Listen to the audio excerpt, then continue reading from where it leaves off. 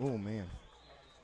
Well, good evening, ladies and gentlemen, and welcome to High Top Sports Network's presentation of WPIAL Class 4A football non-conference battle tonight between undefeated Newcastle and the Knoch Knights. Josh Huttengoss with you here. Connor Swartz will be here shortly. Made a Sheets run. Hope he knows where Sheets is because he's not back yet, but he'll be here. We had some issues getting online here. There's a firewall for YouTube, so I had to switch over to a different network, but now we're on. You missed the opening kickoff, which Knoch returned to the 35-yard line. Excuse me, to the 25-yard line. They got a first down there. Oh, wait, no, I have that mixed up. The opening kickoff to the 35. There was a run by Mullins, and then another run there for no gain. So it looks like we got about a 3rd and 7 coming up here for the Knights from their own 38-yard line. No Colt Sprankle tonight, out concussed last week against Montour.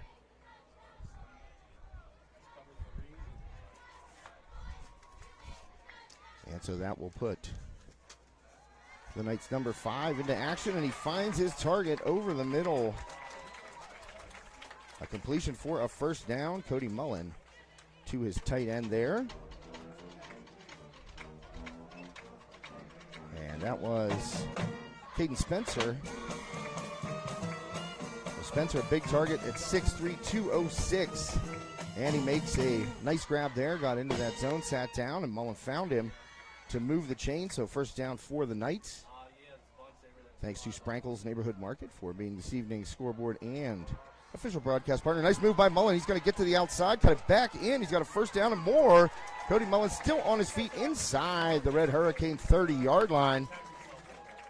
So Cody Mullen showing some nice footwork there, some shifty moves for the 6'3", 150-pound junior.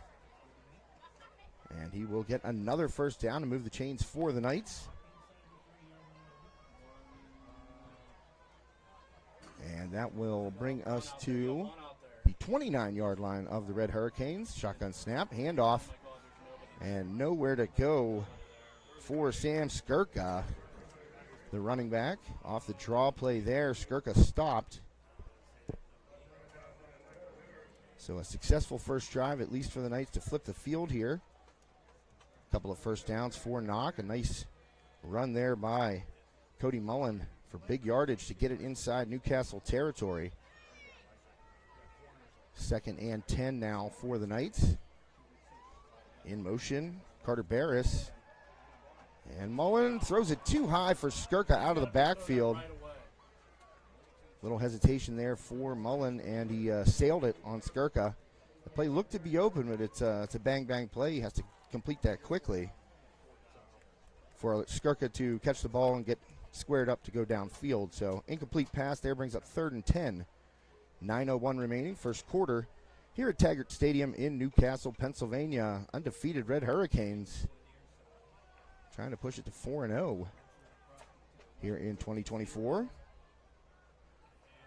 And Mullen's going to take it himself and find a little crack, and Mullen is going to get down to about the 20-yard line. He might be about a yard short of a first down, but a good run there by Mullen on 3rd and 10.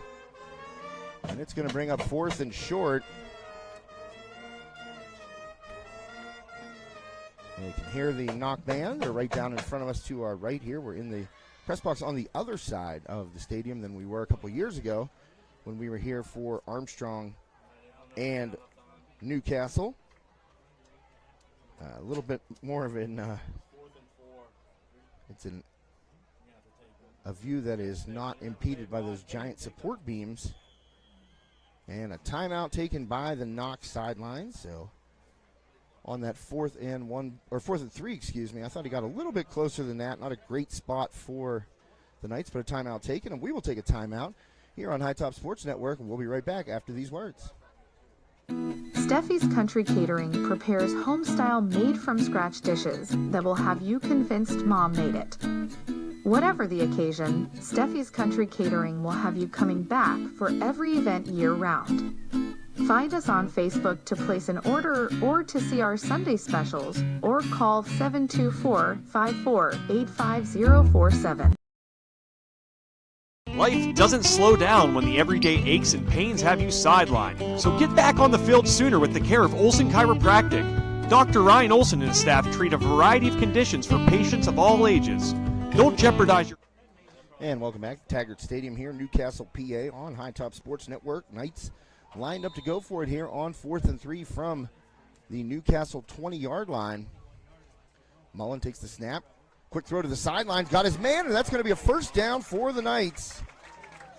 Now deep in Newcastle territory. Good throw. And I believe that was Spencer on the outside there near sideline. Whipped out there by Mullen. Good throw right on the hands of Spencer. Moves the chains once more inside the red zone for the Knights, and now looking to punch it in and get on the board first. 8:08 left, first quarter. Mullen, designed run, going to take it himself, and trying to follow his blockers, but cuts inside. He had a block lined up by Mackay Noah Bourne there, but he kind of went inside that block and is tackled inside the 10, down around the, well, only gain of about a yard, maybe 2. Well, they're going to give him 3, so it's second and goal from the 7.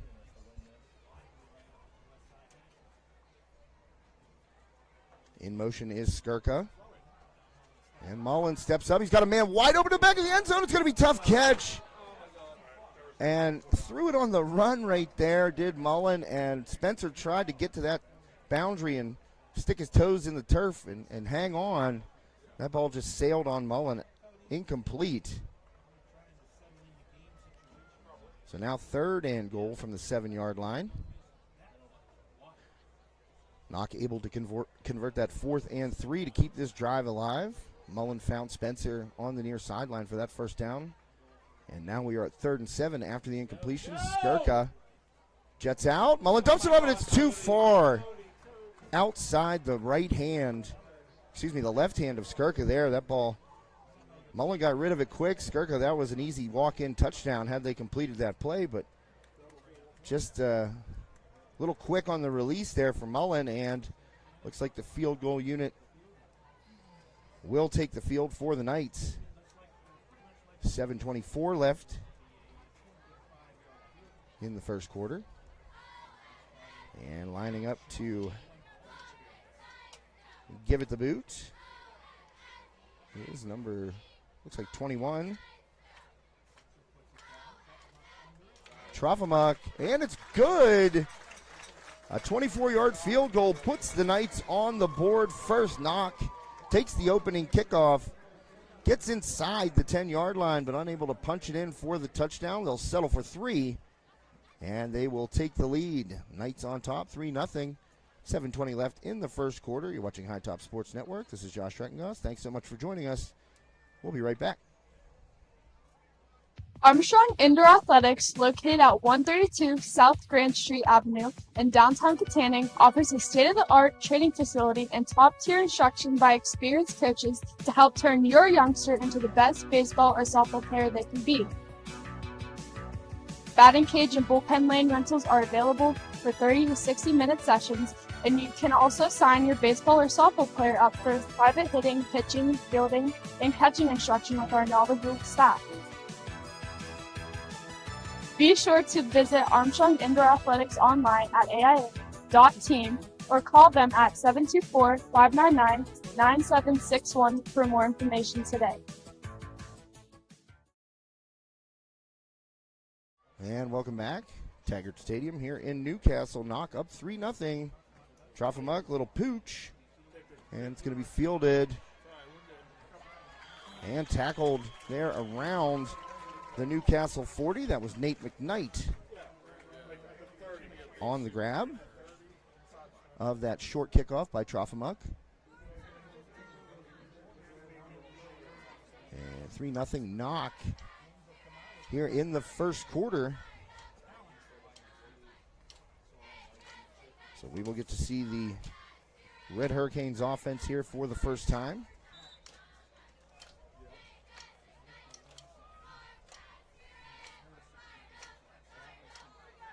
Quarterback Kayvon Gardner. And we'll get a running play on first down. That is Kyrell Harris. If you watch that Armstrong game against Newcastle a couple of years ago, Kyrell Harris, then a sophomore, pretty dynamic offensive threat for the Red Hurricanes. He can score in a variety of ways. It doesn't matter where they line him up. They're trying to get him the ball in space and let him create. So you'll hear his name quite a bit tonight on the offensive side of the ball for the Red Hurricanes. And now it's Harris in the backfield, and Gardner will be the sidecar on this play.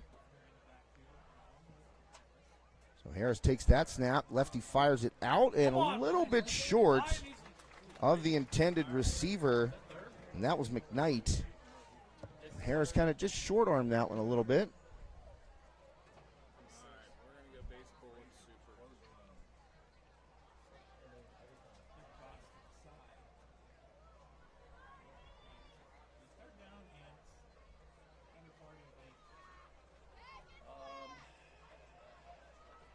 So 3rd and 8 for the Red Hurricanes, 7:08 left.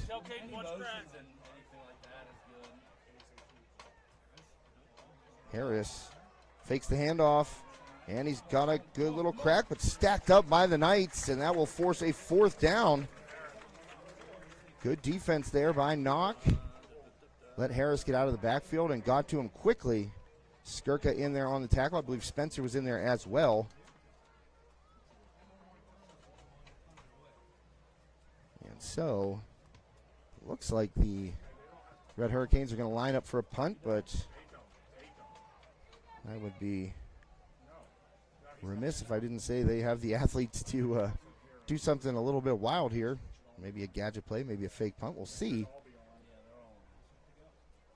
And a high snap. It's over the head of the intended punter. He slips, and that ball's loose all the way back inside the Newcastle 10, and it's fallen upon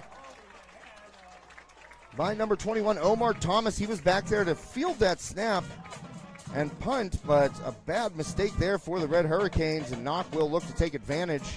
They were inside the 10 their last possession, where they get the start at the 10 this possession, so we'll see if the Knights are able to punch it in for 7 here midway through the first quarter. A bad snap. That one sailed way over the head of Omar Thomas and all the way, and he slipped when he went to go back and try and get it. Had no chance to turn and run or even try and get a boot off there, and so not going to take over at the 10-yard line. So the Knights have a chance here to make it a 2-score game after that miscue by the Red Hurricanes. Mullen hands off to Skirka. Skirka trying to find the outside, and a great tackle in the backfield there. Number 25, Robert Lyles. I think that was, Robert Lyles. That's who's listed as 25.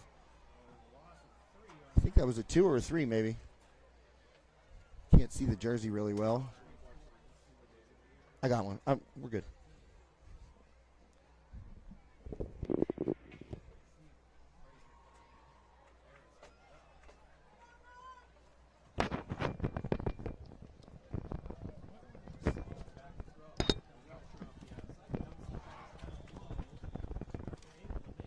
And Skirka gets that completion. Welcome back, Connor. Hey. Hey.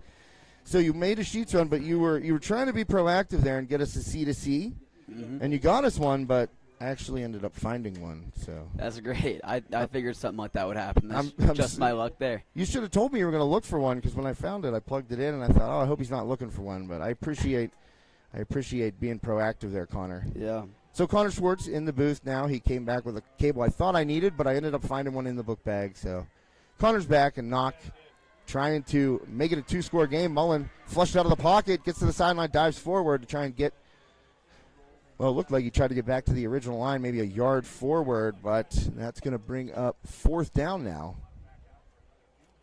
And Knoch had to settle for a field goal first time around. And after taking over at the 10-yard line, actually backed up well, no, they're right at the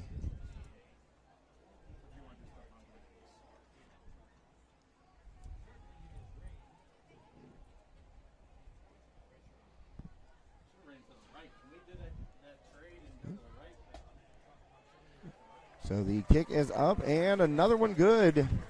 Troffelmuck 2 for 2. And that one a 29-yarder. So Knoch up 6-0. Connor is back. Connor, can you hear me? Oh, yes, I can. Welcome back, Connor. Thank you. Not to be confused with Welcome Back, Cotter. The seminal sitcom starring Gabe Kaplan and John Travolta for all those youngsters out there. Yeah, I know that one guy. John Travolta. All right, well, we're going to take a quick break here, and we'll get back to it. 6-0 Knights, 4:44 left in the first quarter. You're watching High Top Sports. Steffi's Country Catering prepares home-style made-from-scratch dishes that will have you convinced Mom made it. Whatever the occasion, Steffi's Country Catering will have you coming back for every event year-round. Find us on Facebook to place an order or to see our Sunday specials, or call 724-54-85047. Life doesn't slow down when the everyday aches and pains have you. All right, and welcome back. We'll get the camera on kickoff there. 6-0 Knights. And the boot, Troffelmuck again, a short kick. And once again, fielded around the 20-yard line. And that's McKnight once more, cutting through and getting tackled. He's out to about the 33-yard line. So that is the strategy. It looks like not trying to kick high and deep to McKnight. Maybe have him catch the pooch on the bounce, which he did that time. He actually caught in the air the first time. And not allowing him to get ahead of speed, head of steam, I guess, and get up to speed. You know what I meant. So 6-0 Knights here on High Top Sports Network. Two other games on the network tonight. Freeport Burrell, Class 3A, Allegheny 7. Conference matchup. And then a Class 5A conference matchup between Armstrong and Latrobe. Both on the network this evening. So feel free to jump around. 6-0 Knoch here. We got 4:38 left first quarter. The sun has gone down, which is a good thing because it's mighty toasty in this press box. Oh, absolutely. We're gracious enough to make some room, have some room made for us. The Knoch coaches are right beside us, and I appreciate their willingness to work with us in this tight press box. And first play by Newcastle. Not much of a gainer there on the run. Can't see, there's a giant pole in front of my face. Giant support. I couldn't see who ran that. I think it was Cairo Harris, I'm not sure. But not a big gain there as we roll toward 4 minutes and 10 seconds. So now Harris, seems like they've been doing that.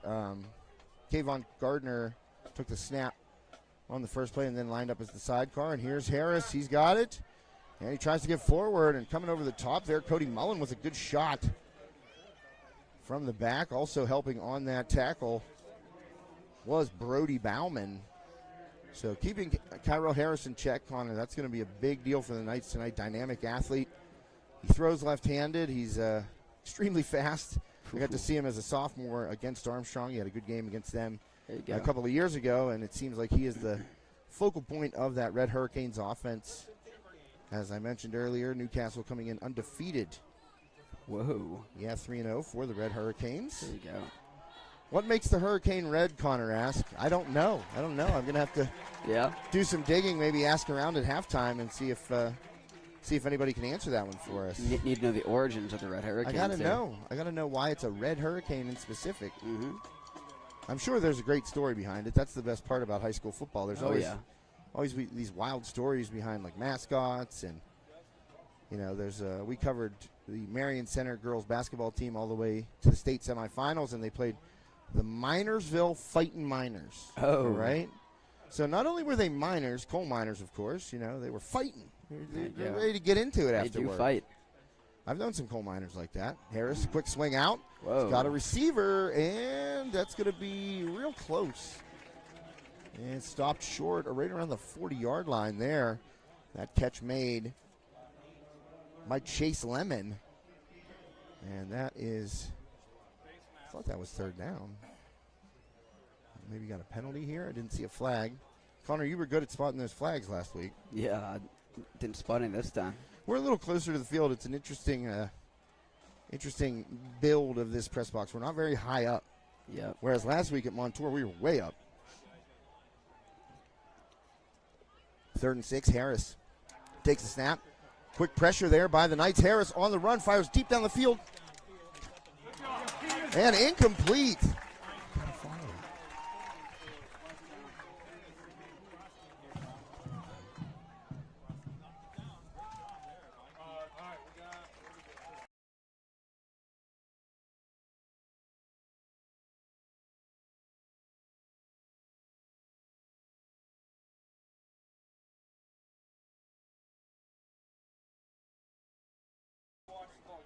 All right, incompletion there on third down. That'll force another punt.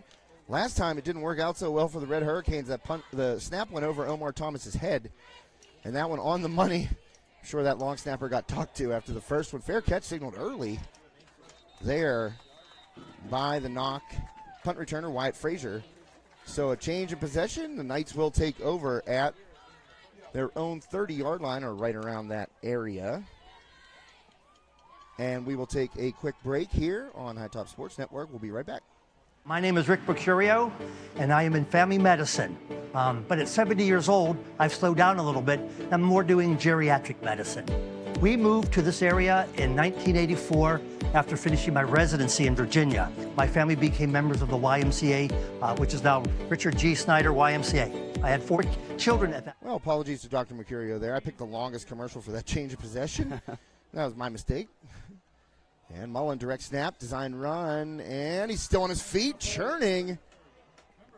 And Mullen, oh, there's a flag there. Here we go. And that came in late on the play, so we'll see what it is.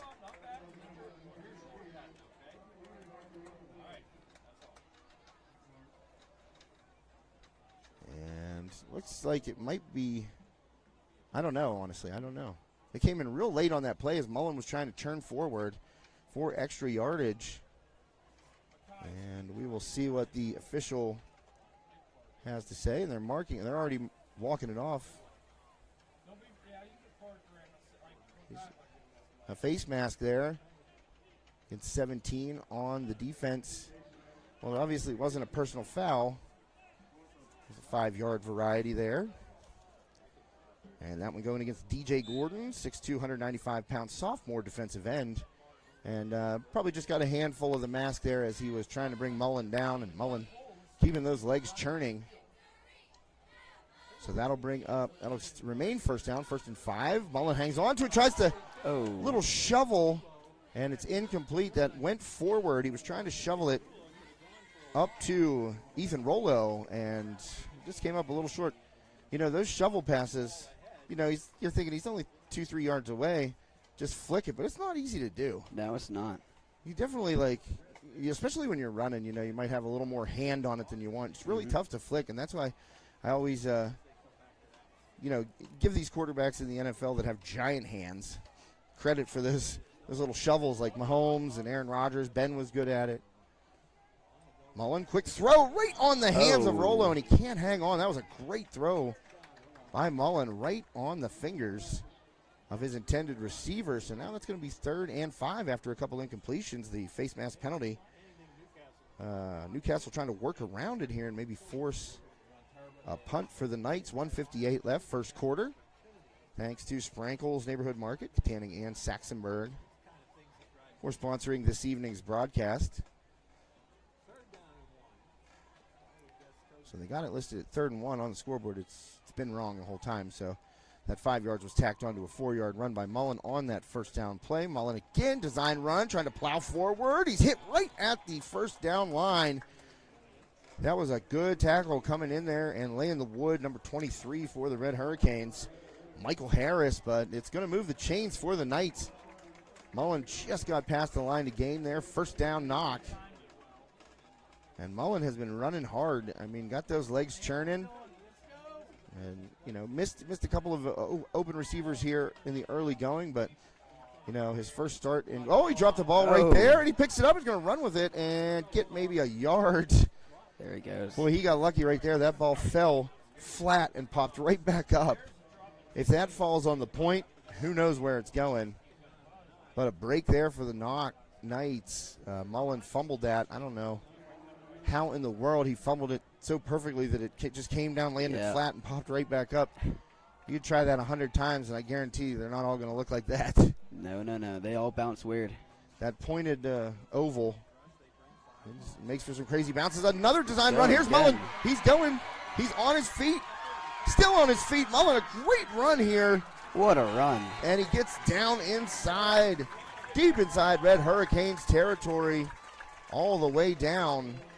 Let's see where they spotted. That was a heck of a run by Mullen. 2 big blocks got out in front, and he had his choice on which way he wanted to go, and Mullen takes it down here to the near side, left side for him. Gets it all the way down to the 20, it looks like 24.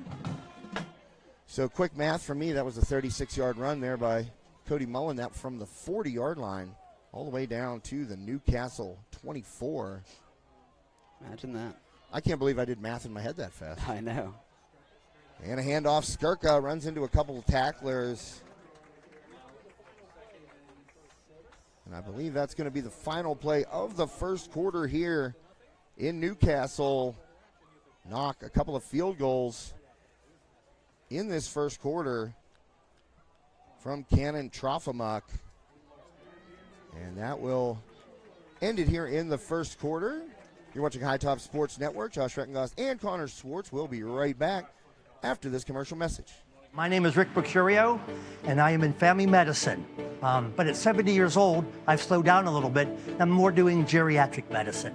We moved to this area in 1984 after finishing my residency in Virginia. My family became members of the YMCA, which is now Richard G. Snyder YMCA. I had 4 children at that time, and we wanted to use the pool for swimming issues, and why soccer for kids is to die for. But back then, that was the most popular of all things. When I was 24 years old, I was second-year medical school.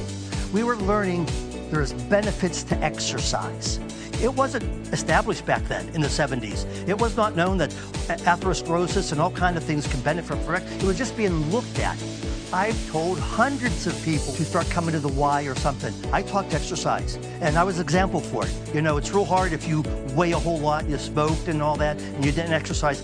Now you should be exercising. You know, I told everybody. People saw how well, you know, what good shape I was, and I was an example. And I always just used the YMCA. That it was a nice place and you know, a friendly atmosphere. They have everything you could want. It was like home to me, really.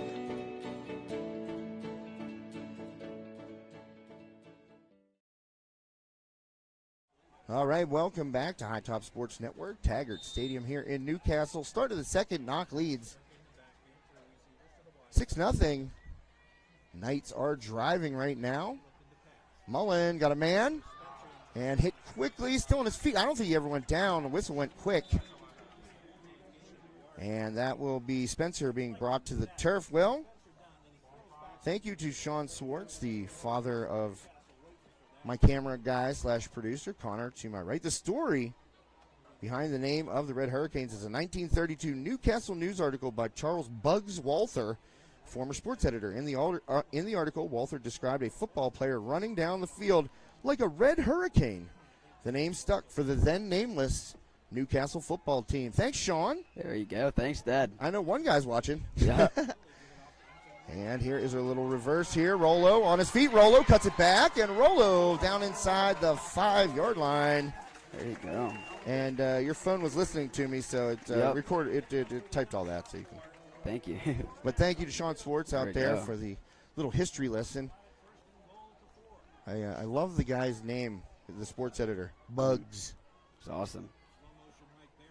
And Mullen, he's going to be stopped short of the goal line there. Gang tackled by the Red Hurricanes down around the 2-3 yard line.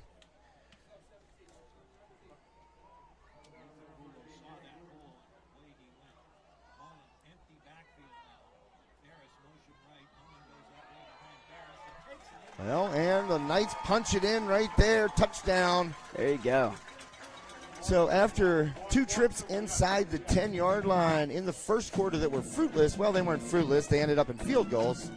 But 2 drives that did not end in touchdowns, the Knights finished one off with 6.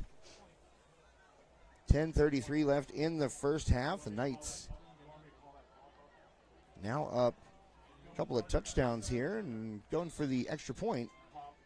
Not going for that 2-point conversion to go up 14-0, trying for the 13-0 score. Trofimuk, left foot up and good little pitch shot. That looks like me with my pitching wedge, Connor. little chip up through those uprights. Trofimuk good. Oh, yeah. On the PAT, he's got a couple of field goals as well. Knights now holding a 13-0 lead. You are watching High Top Sports Network. Josh Reckengoss and Connor Schwartz. Thanks to Steffi's Country Catering, Olson Chiropractic, Armstrong Indoor Athletics,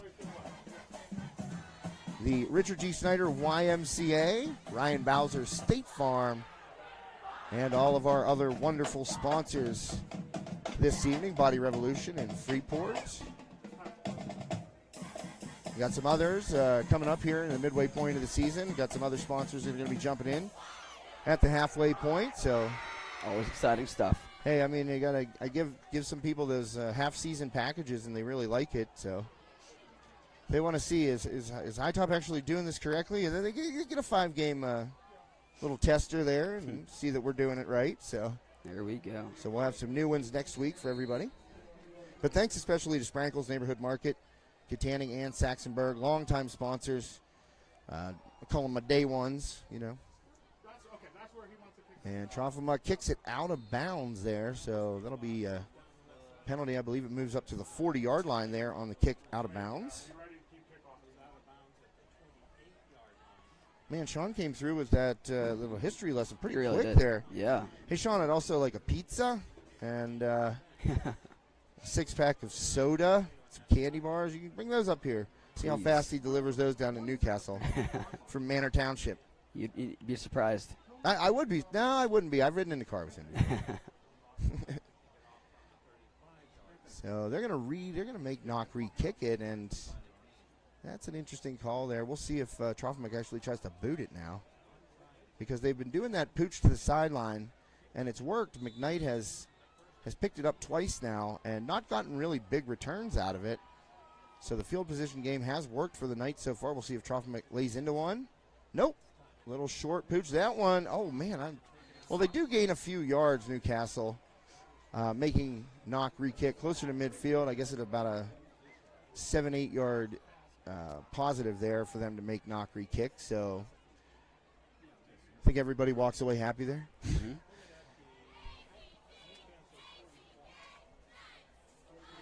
10:30 left here in the first half. As mentioned, a couple other games on the network tonight, conference games. Burrell visiting Freeport, and Armstrong on the road at Greater Latrobe to take on the Wildcats. So that was a classic team name there. Oh, yeah, you know, the former Katanning High School, my alma mater, was the Wildcats. Now defunct, of course, no longer in existence. Sad thing, not really. I wanted to. We consolidated when I was in junior high. It became Armstrong Central. Oh. And then we deconsolidated 2 years later, which was idiotic. Now you know they never built a new building, and I think that was the impetus behind the deconsolidation. You know, if they built the new building back then, I think it would have worked, but it didn't. But now we got it. 23 years after that. Jeez. Oh, that's a little quick pitch pass there, and McKnight's got some room. There you go. Wow, Skirka with a big tackle. That was a touchdown saver possibly, although I think looked like Wyatt Frazier had the angle on him toward the right sideline. That was McKnight on a big run on first down. Well, it'll give Newcastle a first down at the Knoch 40. 9.5 minutes left. Remember to tune in to the halftime show. We leave the camera rolling and put the mics out so you can hear the bands. And Newcastle got a great band. Knoch has a great band here right beside us. And a dump off there. And a lot of running room for Gardner, and he's pushed out of bounds by Frazier inside the 30 there. So a little swing out of the backfield there from Kyrell Harris to Kayvon Gardner. And now Newcastle on the move, trying to respond and answer that Knoch touchdown.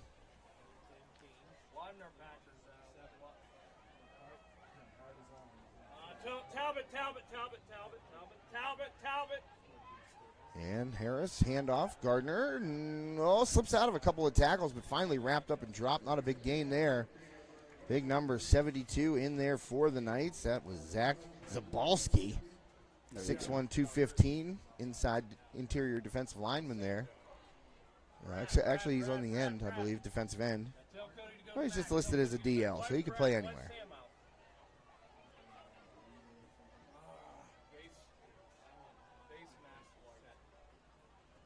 So clock continues to run, 8:40 left here in the first half on High Top Sports Network. I'm pulling the curtain back here. I can't see past this. Just telling you, Connor. Not that anybody that's watching can know what I'm looking at. Harris, design run. Harris cuts it back, and he's going to get down close to the first down marker. Harris, let's see where they spot it. One official on the far sideline said it was short. Nope, they give him a first down, sorry. So the clock should have stopped there. They kept it rolling. Interesting. Well, Newcastle going to get up on the ball here. Clock is running, 7:51 left in the first half. Harris and Gardner in the backfield. Harris takes the snap, handoff, Gardner. Gardner starts and stops, and Zabalski in there again first. So number 72 for the Knights, getting penetration into the backfield. Harris only picking up a couple right there.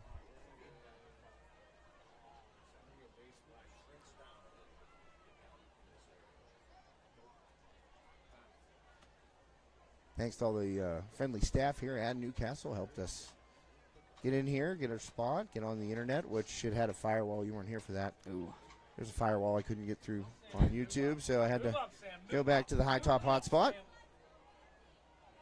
Yeah, I brought the managed broadcast up, and it said Fortnite stream. There you and go. There were like 50 of them, and I was like, I'm pretty sure I'm not streaming Fortnite from 2020. So maybe that can be your High Tops extra content. I was kind of interested. 2020 Fortnite streams. I mean, I'm interested to see where would it go once I started streaming this. So jumped off the Newcastle internet there and jumped back on the old High Top hotspot. We always keep it in the back pocket just in case. Mm-hmm. Old reliable. It is. I'm telling you what, it's saved me many a time. It saved me again tonight. I mean, it was the internet. Their speeds were great. Everything was fine. Just couldn't get through to YouTube, so had to switch it up real quick there. Harris surveys, tight window, and can't squeeze it into McKnight. That was a good bit of coverage there by Wyatt Frazier over the top. And knocking it away from McKnight. Well, Skirka sits down to get them to stop play. He was trying to make his way off the field and then just wisely took a seat. Connor's dancing up here with the band right next to him. Absolutely. Skirka did the right thing there by sitting down. That allows Knoch a little breather. And that'll be a 30-second break with a Skirka down on the field. He looks fine. He was trying to get off under his own power, but we will take a quick break and be right back. Life doesn't slow down when the everyday aches and pains have you sidelined. So get back on the field sooner with the care of Olson Chiropractic. Dr. Ryan Olson and his staff treat a variety of conditions for patients of all ages. Don't jeopardize your quality of life and the moments along the way. Let Olson Chiropractic help you find the healthier, younger you. Call Olson Chiropractic at 724-548-1040 to schedule a consultation or see a full list of services online at olson-chiro.com. And we're back. High Top Sports Network out of the stoppage there, and a reverse, and that's Lemon. He gets around the corner, but not closing quickly. Lemon cuts it back, and he's stopped behind the original line of scrimmage. Might have picked up one on that reverse that took a long time to develop. And no coach wants to see a reverse happen like that where the guy that ends up with the ball keeps going wider and wider and wider. You want that to be tight. And Lemon hit and dropped, so it's 4th and 12. So he did pick up a yard. So 4th and 12. And you're kind of, unless you got a good kicker, this is a tough field goal, high school football. This would be about a 36-yarder. And that looks like Newcastle going for it. Harris rolling. Harris looks back across. He's taking a deep shot back in the end zone, and that's going to be pass interference. Early contact. Man, I had that one called before the flag came out because, you know, Cody Schubert got back there, but that ball was sailing, and I don't think it's coming down in bounds. And, you know, that's just a young player. Try to be aggressive, not give up a touchdown there and making a mistake. So that will prolong the drive for the Red Hurricanes. Because Harris, he put too much on that. Definitely was out of bounds, I think. Going for that back corner shot. Didn't see the intended receiver's number because there, again, is a pole in front of me. But at least it's not in front of the camera this time. Yep, that's always nice. So 1st and 10, Red Hurricanes. They will catch a break right there on the PI by Schubert.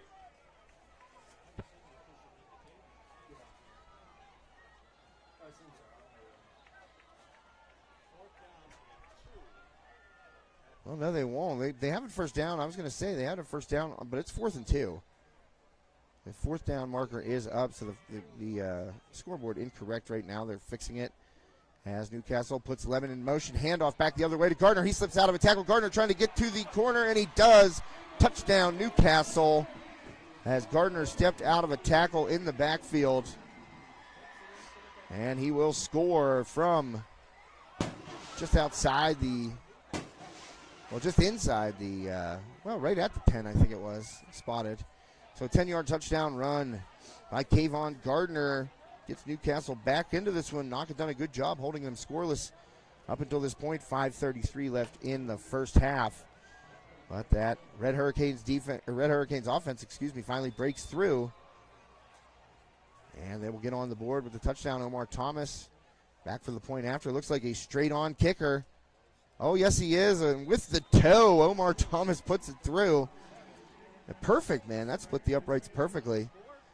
And then Thomas's point after will make it 7 on the board for the Red Hurricanes. So Knoch will be up by 6 when we come back from this commercial message. For Connor Schwartz, this is Josh Reckengoss. We'll be right back. Armstrong Indoor Athletics, located at 132 South Grand Street Avenue in downtown Katanning, offers a state-of-the-art training facility and top-tier instruction by experienced coaches to help turn your youngster into the best baseball or softball player they can be. Batting cage and bullpen lane rentals are available for 30 to 60-minute sessions, and you can also sign your baseball or softball player up for private hitting, pitching, fielding, and catching instruction with our knowledgeable staff. Be sure to visit Armstrong Indoor Athletics online at aia.team or call them at 724-599-9761 for more information today. And welcome back. Connor is wearing a jacket. Yep. I don't know why. Not a great choice. I don't know why. Milk was a bad choice. And the kickoff line drive by Thomas, and it's going to be fielded right around the 20-yard line and hit and dropped at the 30. Good play there on special teams by the Red Hurricanes. Keaton Oprowski trying to get it and make a move with it, but smacked immediately. I didn't see the number. I think it was 25 again.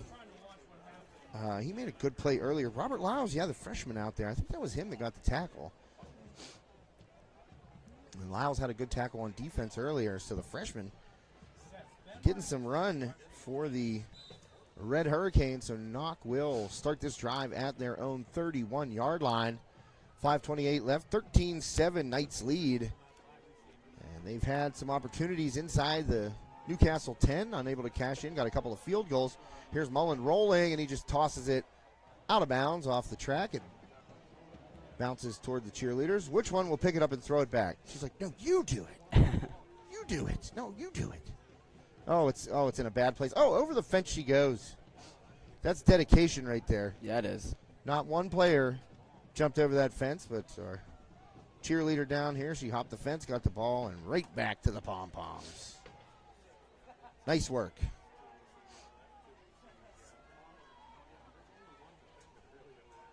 Man, I want to get a little cart like that. Yeah, that would be awesome. And a deep shot here coming out of that missed play on first down and looking deep. was Mullen for Caden Spencer. And just a little too long over the outstretched arm of Caden Spencer here on the near sideline. So that's going to bring up 3rd and 10 for the Knights. Clock is stopped at 5:18.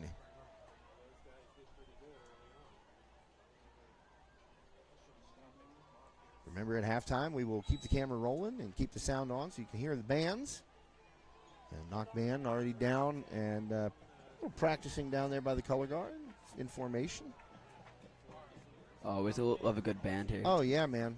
That's why I always say it's as important to Friday Night Lights as the players themselves. Oh, man, Mullen. Oh. And he's finally going to be brought down. He was able to dodge the first wave, but in there for the sack under the pile. I'm going to wait to see his number when he gets up.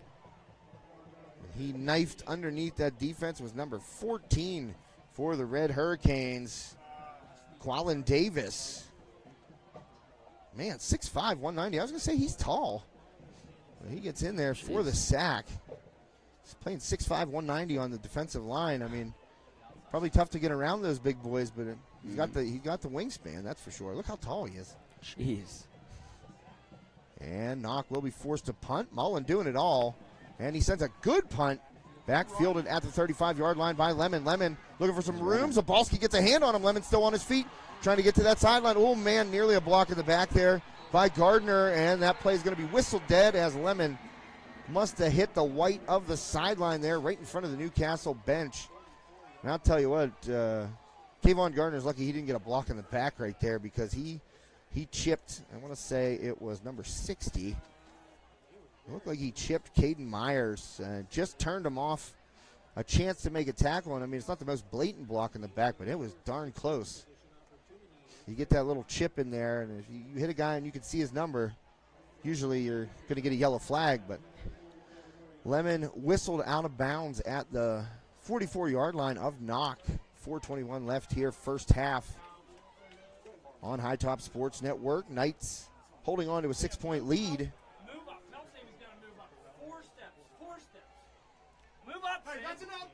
And a little touch pass. They're going to get a flag there. Probably a procedure penalty against the Red Hurricanes. Usually on those quick little snap and then touch passes, somebody was in motion too fast or somebody went toward the line of scrimmage too early. That's my guess. What do we say? I'm going to say illegal shift. We shall see.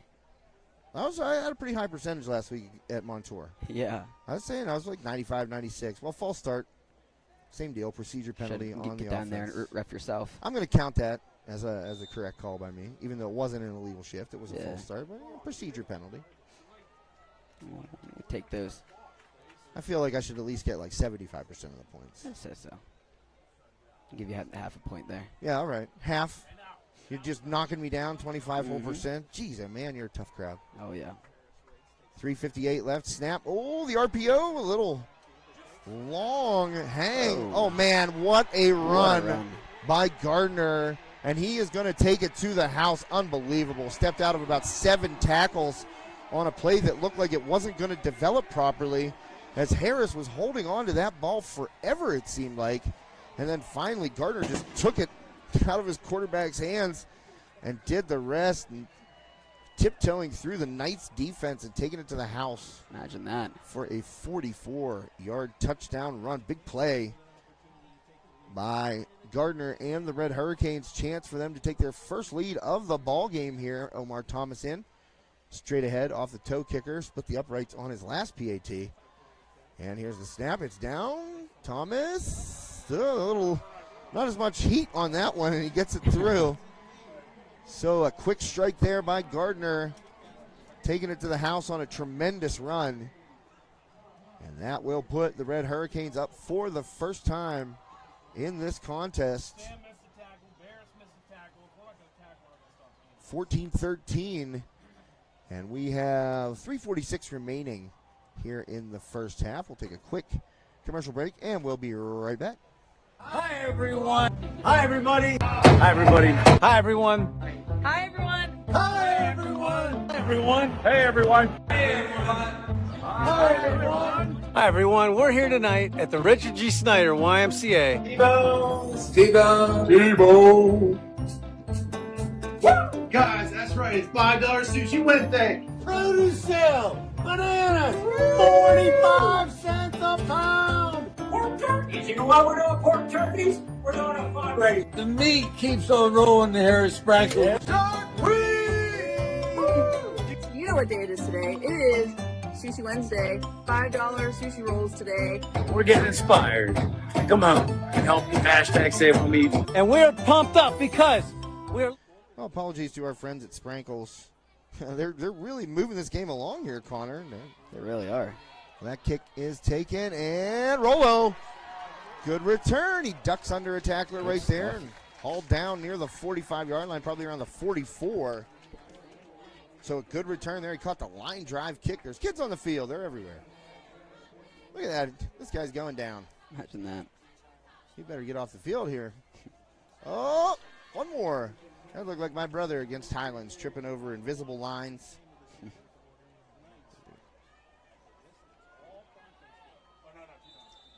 So Knoch will take the field here, trailing for the first time in this game. 3:40 left. You're just joining us. Cody Mullen in at quarterback for the injured Colt Sprankle. And Mullen rolling. Dumps it off to Rollo. Rollo. And he gets a first down. So Rollo getting those legs moving. He is quick. Good stuff. He's got those, like, I don't know, they're deceptive strides. Like, he doesn't look like he's running as fast as he actually is. That means he's a lot smoother than I ever was trying to run fast. But Ethan Rollo, he is, well, that can't be right. They got him listed at 5'1", 95 pounds. I don't really. They've probably grown a little bit since then. Maybe. And here's the snap. Hand off to Skirka. Skirka gets back to the line of scrimmage, falls forward for maybe a half a yard. And look, that was number 35 in there for the tackle. I might have miscalled Lyles for him the first time around. That is Jermaine Walker, also a freshman. Wow, look at some freshmen out here on D. The Red Hurricanes do. So that'll make it 2nd and 9. 2:40 left here. Oh, nearly batted down, but Mullen able to get it out to Skirka. He's got some room and then popped at the sideline quickly by McKnight. Knocked it down, if you will. Nate McKnight not wasting any time getting over there and taking it to Skirka, not allowing any extra yardage out of Knoch's running back, out of the backfield. And I want to see who that was on the right defensive end. Nearly batted that ball out of the air. And that is number 54 playing the right defensive end, Jaden Schaefer. He got those big arms out there. Nearly knocked Mullen's pass down, but he was able to complete it to Skirka and get forward for about 4 yards. So 2 minutes exactly left here in the first half. Mullen takes the snap and fires across the middle. Rollo short armed that one a little bit. That looked like a catchable pass. It was thrown hard. I'm not going to say it wasn't thrown hard, but Rollo looked like he kind of pulled those arms back in a little bit. And that's tough. You know, you're going over the middle. You don't know who's standing there waiting to pop you. Yeah.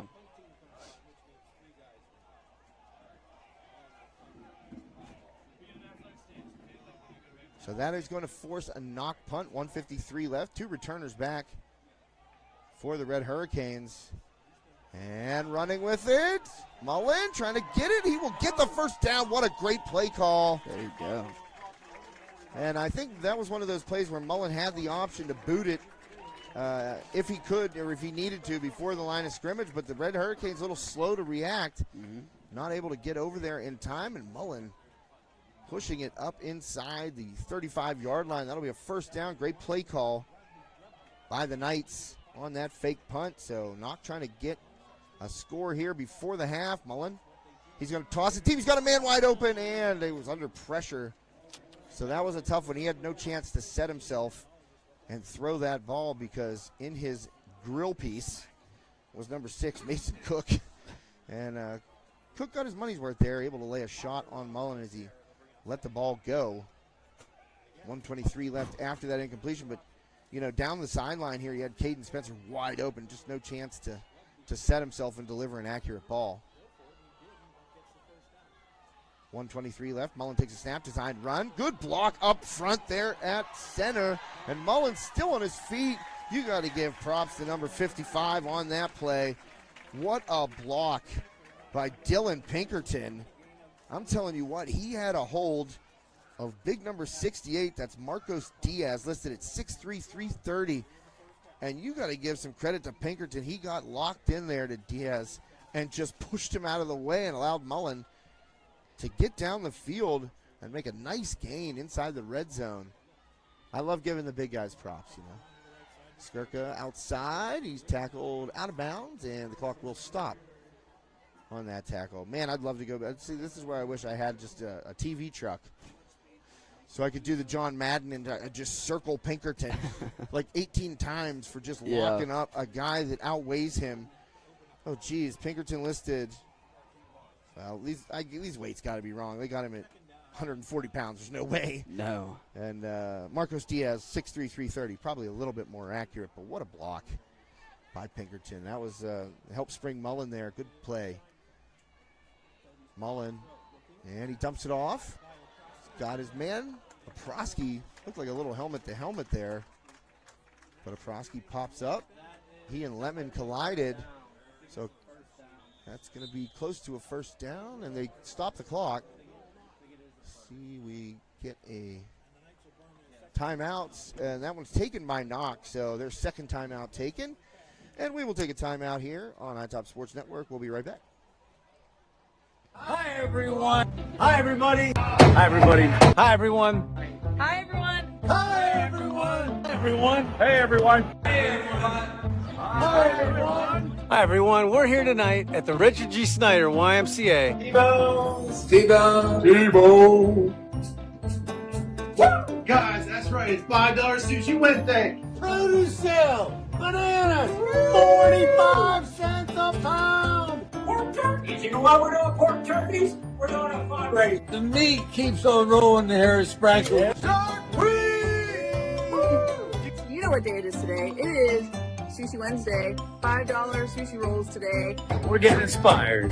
Come on and help the hashtag Save on Meat. And we're pumped up because we're... Same place we cut it off last time, right out of the timeout. Here's Mullen on his feet, spin move. Oh. And just grabbed by the jersey and dropped right there. Otherwise, if Mullen stays on his feet out of that spin move, he's going to score. That tackle by number 35, Jermaine Walker. Knoch back to the line of scrimmage. 27 seconds left. Mullen again pushing forward. He's into the end zone, and he scores. Cody Mullen in there. Up the gut. 6 yards. Did I see a flag there? I don't know. Where? Yeah, there's one down there. Connor's got an eye on a flag. Let's see what the call is. It was a late hit once Mullen got across. I saw that. And Mullen got popped when he was already in the end zone. So I don't know if that's the play or if that's the call or if there's no call. Late here. I mean, he was 2 steps in and was picking his head up and he got hit. So I don't know. And we're going to get an explanation to the Red Hurricanes sideline. First-year head coach Fred Mazzacco, and spoke with Coach Mazzacco earlier this afternoon. He's also the athletic director here. I believe he coaches track, cross country, something like that. He's a busy man. Yeah, jack of all trades. I said, I can't believe you called me back. And he goes, oh, well, you sent me that email. And I said, yeah. I said, I know today's a busy day for you. He goes, yeah, pretty busy, but he got back to me. So, again, very hospitable here at Newcastle. Stuff. They've always been great to us. And once again, getting us a spot in a crowded press box. I said we would set up outside. And he goes, no, we'll put you in there. And I said, I don't know if Knoch's coaching staff wants us right next to them. But yeah. One wouldn't imagine. And a good PAT there by Trofimuk, and that puts the Knights back on top by 6. Knoch now up 20-14. The Red Hurricanes, well, they have 23.8 seconds, and they obviously have some game breakers on their team. We saw Gardner take it to the house last possession, 44-yard touchdown run where he broke about 6 tackles. They're starting to heat up here. Well, we're getting some scoring, that's for sure. Knoch, Montour really played a good game last week, kind of in all phases. And Knoch has come out in this one. I thought they controlled the first quarter pretty much from start to finish. Just weren't able to.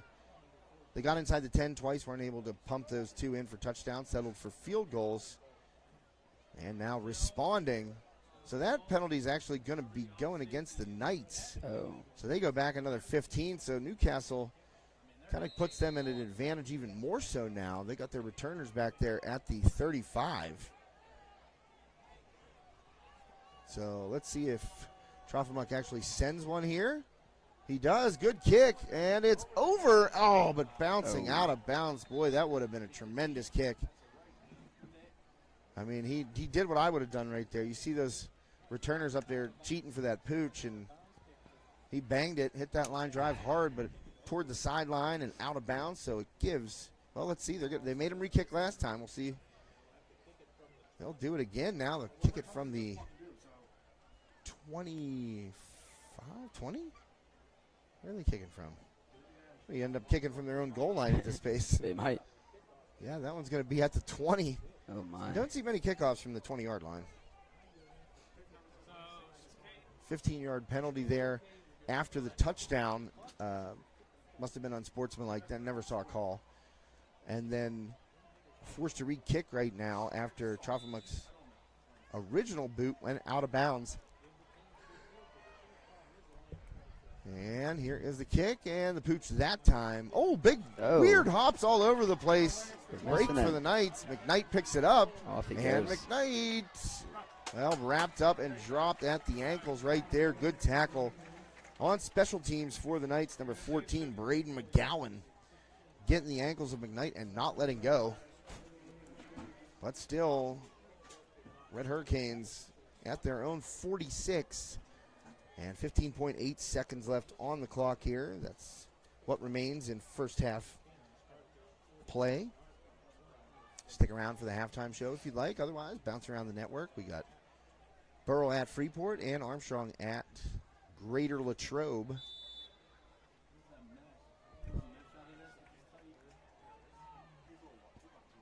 Harris. Well, let's see if he sends one deep. Harris fires, and good play. Getting in there, Sam Skirka knocking it down. And I'll tell you what, Skirka timed that really, really well, Connor. He got over there right when the ball did. Yeah, I did. Didn't make contact early and knocked it away. So looked like Newcastle was trying to get up around the 30 and then get out of bounds and then take another shot to the end zone. Now only 7.9 seconds remaining, so I don't know. It's a long toss for a high school kid. See if they can get it there. It's 50 yards, and you figure he's going to be about 8 yards behind there. So you're looking at about a 60-yard throw. I don't know if Harris or many high school kids have the gun to get it down there. No. There's a joke to be made with the word knock there somewhere. I want to say. Well, Harris tries to get to the sidelines. He go. will get it, and he's still on his feet. Harris, and he pulls up. Oh, that is not a good sign for the Red Hurricanes. Final play of the half, and Harris comes up limping, and the way he did it makes me think hammy, and that would be a tremendous loss for the Red Hurricanes. We'll have to see. Knoch's still on the field right now.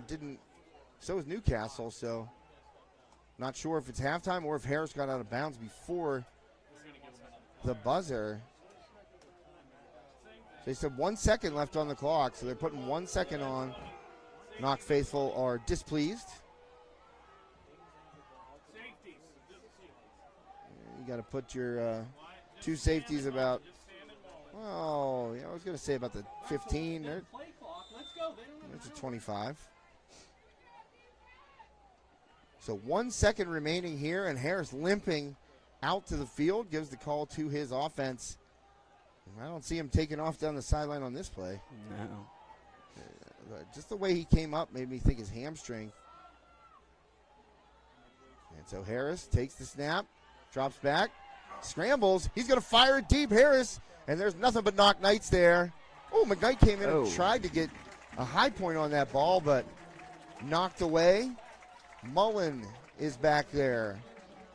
Brody Wouldn't that have been Bauman was something? back there, and Wyatt Frazier back there. So 3 Knights converge, knock it away, and that is how we will head to the half.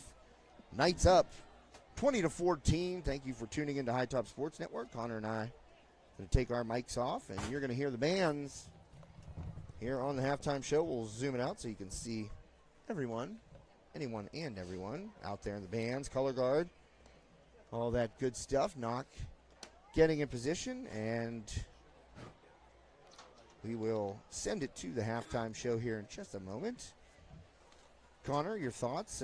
Thanks for trying to, run out and get a piece of equipment we thought we needed.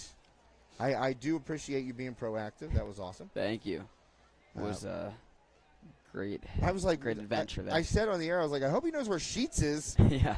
Because he's been gone for a minute, but appreciate you tracking that down. But like 10 or so minutes away, I want to say.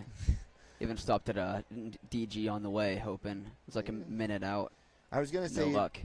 Stopped into the bar for an adult beverage, but you ain't old enough to do that. No, I got another year for that.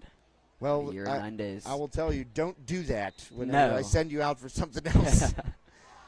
All right, Knights up by 6. Knoch band about to take the field. Connor and I will turn it over to the halftime show. Love to see it.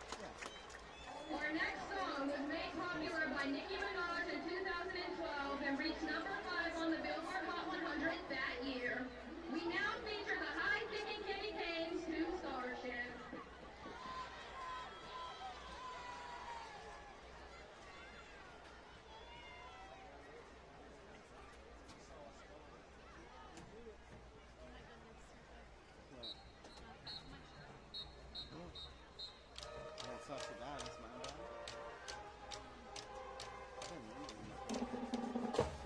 bad.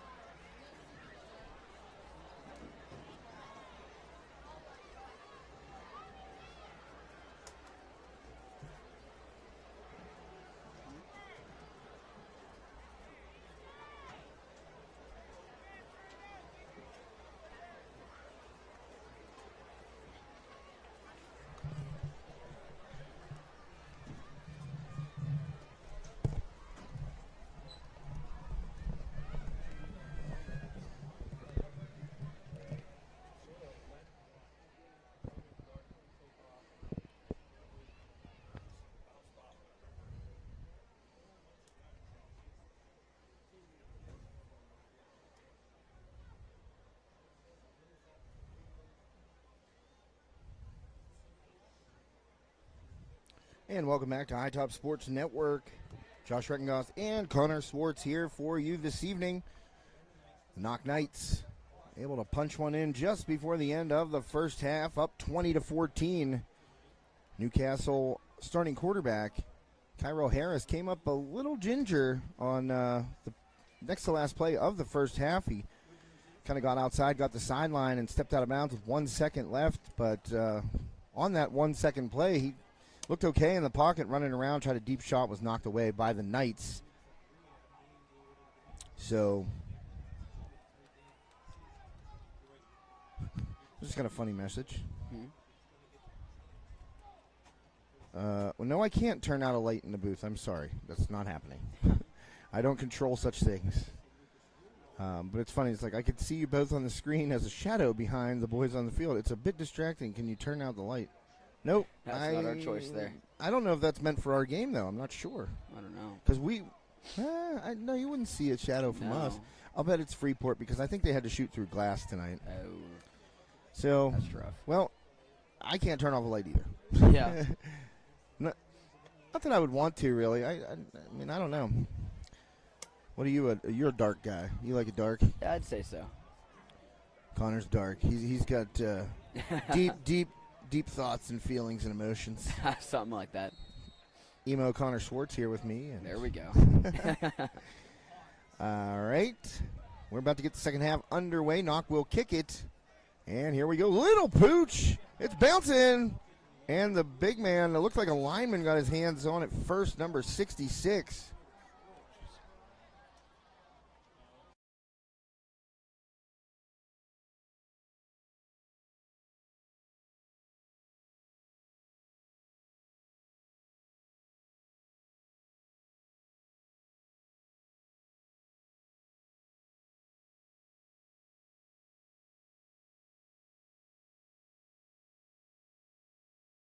Connor Swartz just turning into a veteran before our very eyes, folks. He said he was giving me some kind of hand signal. I don't know what it meant, so that's why I muted the sound. But Connor said, did you zoom back in after halftime? I said, no, I did not. Way to be on top of it. Swing pass out to Lemon, and he cuts it back. Missed tackle there by Mullen and turned around before he's finally forced out of bounds. So a good play on first down. Harris to Lemon for a nice gainer. But Connor, excellent. Way to be on top of that, man. You noticed that? I didn't, obviously. I was just yapping away as I'm prone to do. Well, I'm usually blind, but not that blind. Hey, man, that was great. You got it right on there, and we got zoomed in, so I think it looks a lot better now. Thank you to Connor for, being on his toes. Because I'm already looking at the game like blah, blah, blah. Harris. Oh, that ball's loose, and Knoch falls on it. A turnover right there in front of us. There you go. A missed handoff there between Harris and Gardner, and falling on it, number 59 for the Knights. Fumble recovery for Big Ben Martin. How about it, Connor? That's something you don't want to see when you're down by 6. Well, that RPO, that's the problem with it. You're supposed to stick it into the running back's gut. He's supposed to go over the top of it to give the illusion that he's taking the handoff. It's the quarterback's decision to pull it out or to give it to the running back. And right there, it looked like Harris was pulling it back, and maybe Gardner thought, hey, this is my handoff, and he tried to go with it, and that ball came out. Martin alertly falls on top of it. Turnover for the Red Hurricanes. Knights take over. Just behind midfield, here's Skirk. He's going to get across midfield, and somebody's lost a shoe there. Huh. That is... Well, coming right out of his shoe, that was the big, the tall defensive lineman playing the edge rush position. I think it's Qualen Davis. He came right out of his shoe, but slipped it back on. He's good to go. And a good gain on first down by Skirka. Picks up 8. It looks like more like 7, but second and 2. Mullen. Fake handoff to Skirka right there. Gets it out. Oh, big hit. Delivered there on the sideline. And that was a shot delivered by Mason Cook on Keaton Oprowski. As my father would say, dropped like a bad habit. Oh, man. That was a shot. I'm a grown man, and I don't want to get hit by hit by that kid like that. So it's going to be 3rd and 2. No gain on that completion. But guess what? Cody Mullen, who was running hard all night long, pushes forward and will move the chains once more for the Knights. These Knights are pushing down the field, I'll tell you what. Will Mullen has shown not afraid to stick his nose in there and push forward for those extra yards, and it's going to be a false start against the Knights unless a timeout was called. No, I think it's going to be a false start. Well, I mean, it would be nice if the referee signaled up here to the booth so I knew what was going on. Yep. Oh, here it comes. He's, hey, boys, wait for us. Well, neutral zone infraction offsides on the defense, so that helps the Knights. And now winding the clock. Mullen waiting to find his spot in there. McKnight ripping for the ball, but Mullen holds on. So on that 1st and 5 play, not much for Cody Mullen as he picked the right side there. And he's had success going up the middle and to the left, really, I thought. But you got two good blockers there at your guard position. We already spotlighted Pinkerton for a big block, and of course Mackay Noah Bourne also there at your left guard. And here's Mullen. He goes up the middle right there behind Noah Bourne, and all the way at the bottom of that pile is Mullen. Picked him up out of there. And center, of course, number 72 for the Knights, Zach Sobalski. He's played good on the other side of the ball this evening as well. And here we go, Mullen again, and he goes that right side. Good hole created. And getting a little chippy down there on the bottom of the turf. And that was Mackay Noah Bourne. Not really interested in letting his man up off the turf. And we got an injured Knight down on the field, so we're going to take a quick break, see if we can't get that whole Sprankles commercial in. Connor, we'll be right back. I'm hoping. Hi, everyone. Hi, everybody. Hi, everybody. Hi, everyone.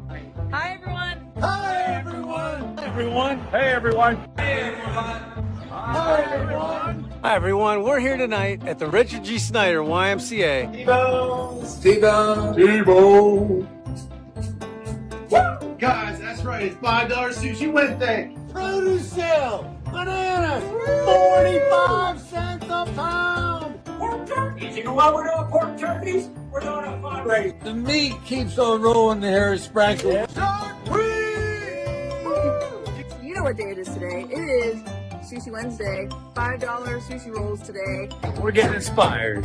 Come on and help me hashtag save meat. And we're pumped up because we are less than 24 hours away from Camp Out for Community tomorrow. Like and share, like and share. So like and share, like and share. Help spread the word. Just make sure you like and share. We can't do what we do without you. Come and see us.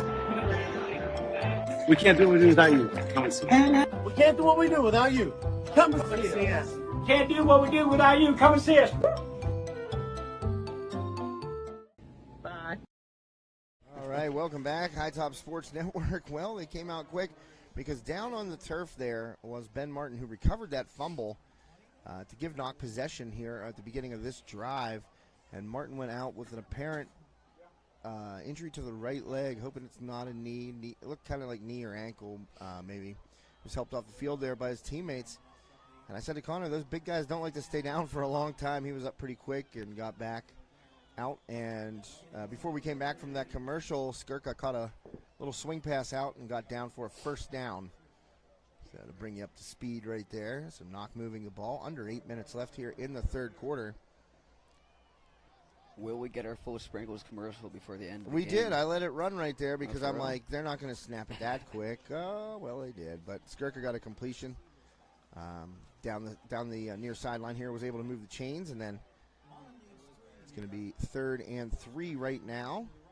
Here's Mullen, dumps it off. Skirka. Oh, McKnight in there and knocks it away. And McKnight a little something to say to Skirka right there after the play. So McKnight, good coverage right there. You know, that's just instinct right there, and the speed to get over there. They call it closing speed, something that I lack. Closing speed. You wouldn't have had me at defensive back. Let's put it that way. No? No, I'm probably closer to the line of scrimmage. So on 4th and 3, Knoch electing to go for it.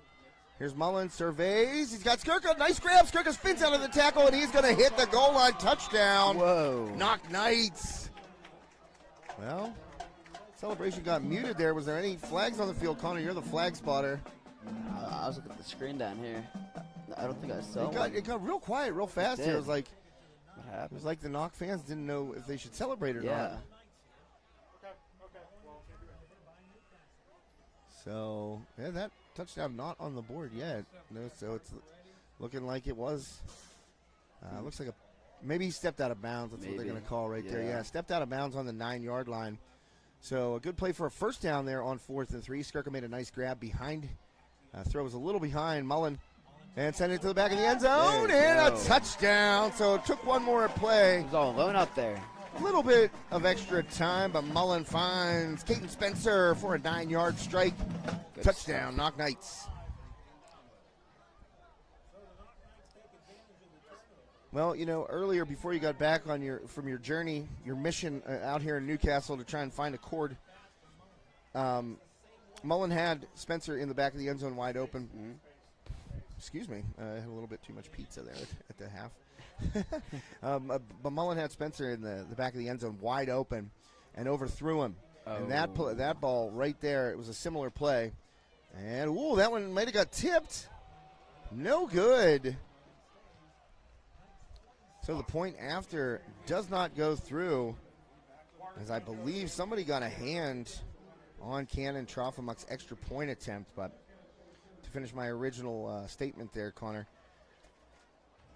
Mullen overthrew Spencer on a similar play. He was wide open in the back corner of the end zone. And again, right there, wide open, but Mullen able to stand in there, set himself, and deliver a perfect throw to give Knoch 6 more points. 26-14 now. The Knights lead, 7:25 left here in the third quarter, thanks to Sprankle's Neighborhood Market, Katanning and Saxonburg. And right down in front of us, they got Ben Martin. They're working on him. And you can tell he wants to get back in, but he might be done for the night. And his teammates, his fellow lineman right there beside him on the offensive side of the ball, they're just saying, take it easy. And I can't see, he's like directly in front of us, so I can't see where the ice pack is, if it's on his knee or his ankle, but it kind of looks like it's on his knee. So hopefully, Ben Martin is okay. Nothing major with the knee right there, because, oh boy, you know, it only takes 10 pounds of pressure from the side to tear your ACL. So really? Yeah. You know, it's crazy to think that, but if you get hit directly on the side of your knee, it does not take much. And Trofimuk pooches it over and getting to it. It's Rollo. Will they roll him in? They do. Knoch gets the onside kick. Imagine that. The Knights execute. What a hustle play. What a play. My Ethan Rollo. Insane. Oh, man, Rollo comes flying in there, diving for it. And they give Rollo the possession, that first official right on the line, right on the sideline there. He came running up, and he said that he had possession of it inbound. What a hustle play there. The pooch over the first line of Newcastle special teamers, and it dropped in perfectly, and Rollo flying down that near sideline, diving on top of it, and maintaining possession. So Knoch, again, back-to-back possessions. Didn't need a turnover that time, just got the onside back. Mullen under pressure. Mullen escapes. Mullen still on his feet. Mullen going forward. There he goes. And you just saw a man right there running for his life, but controlled. Mm-hmm. He didn't look like his hair was on fire, but he was under big-time pressure from number 52, Jaden Rose. And Rose was very upset with himself that he didn't bring Mullen down to the turf there for a sack. So things kind of going Knoch's way right now, Connor. Oh yeah. Uncle Mo in the building. So 26-14, Knights lead. Recovering the onside kick. Mullen, and he's hit immediately, and that time dropped. Down he goes. And a tackle for loss there by number 17 for the Red Hurricanes, DJ Gordon. So tackle for loss there. We'll bring up a 3rd and 6, 6:20 left in the third quarter.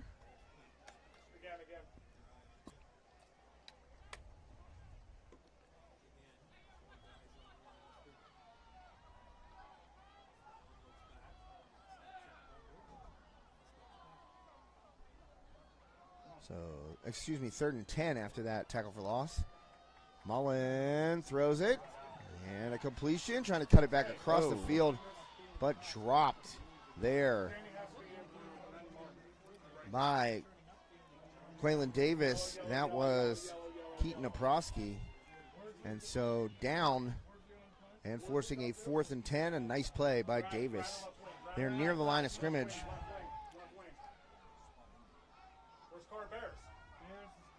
Bears is out too. Cam Lang, right wing. We don't have enough. We don't have enough. Cam Lang, right wing. Oh, last second substitution here spotted by the Knights coaching staff.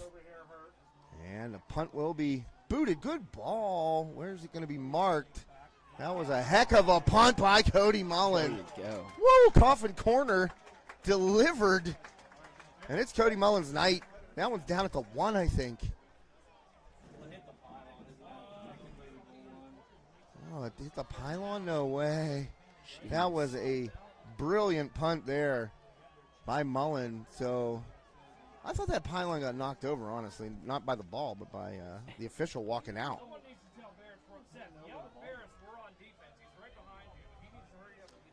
Because I thought when the official came out, he hit the pylon and knocked it over. I didn't think the ball did. But they're going to mark it at the 20 for the touchback. So still a great effort there by Cody Mullen on the boot. Mm-hmm. I mean, you pin him at the 1.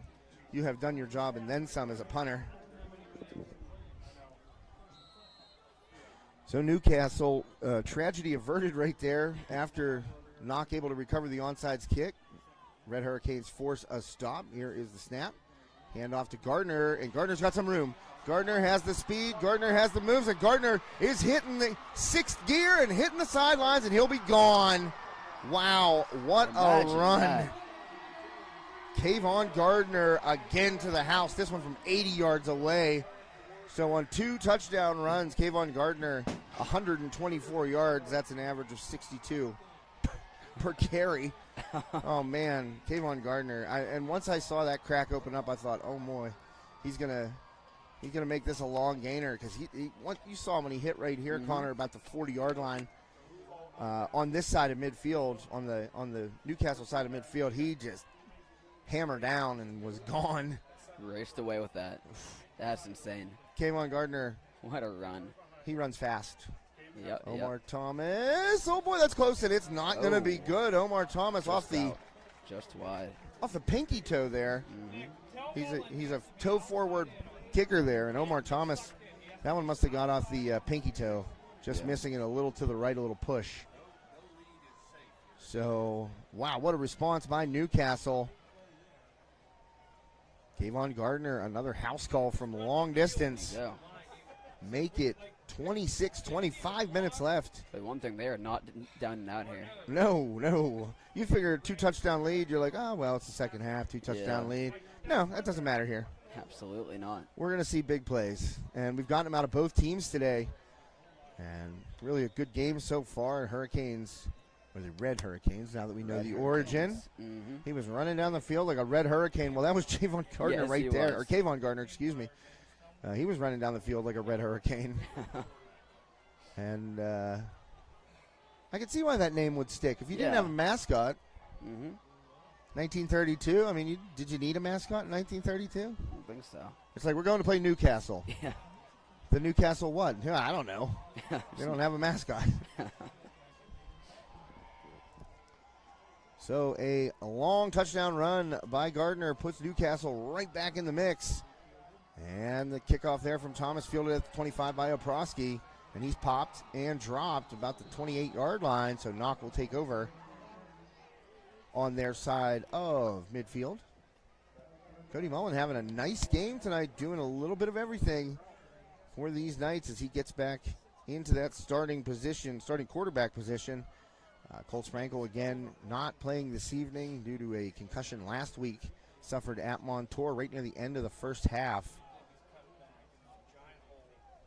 So taking it easy with Colt Sprankle. You don't want to rush back from a concussion, that's for sure.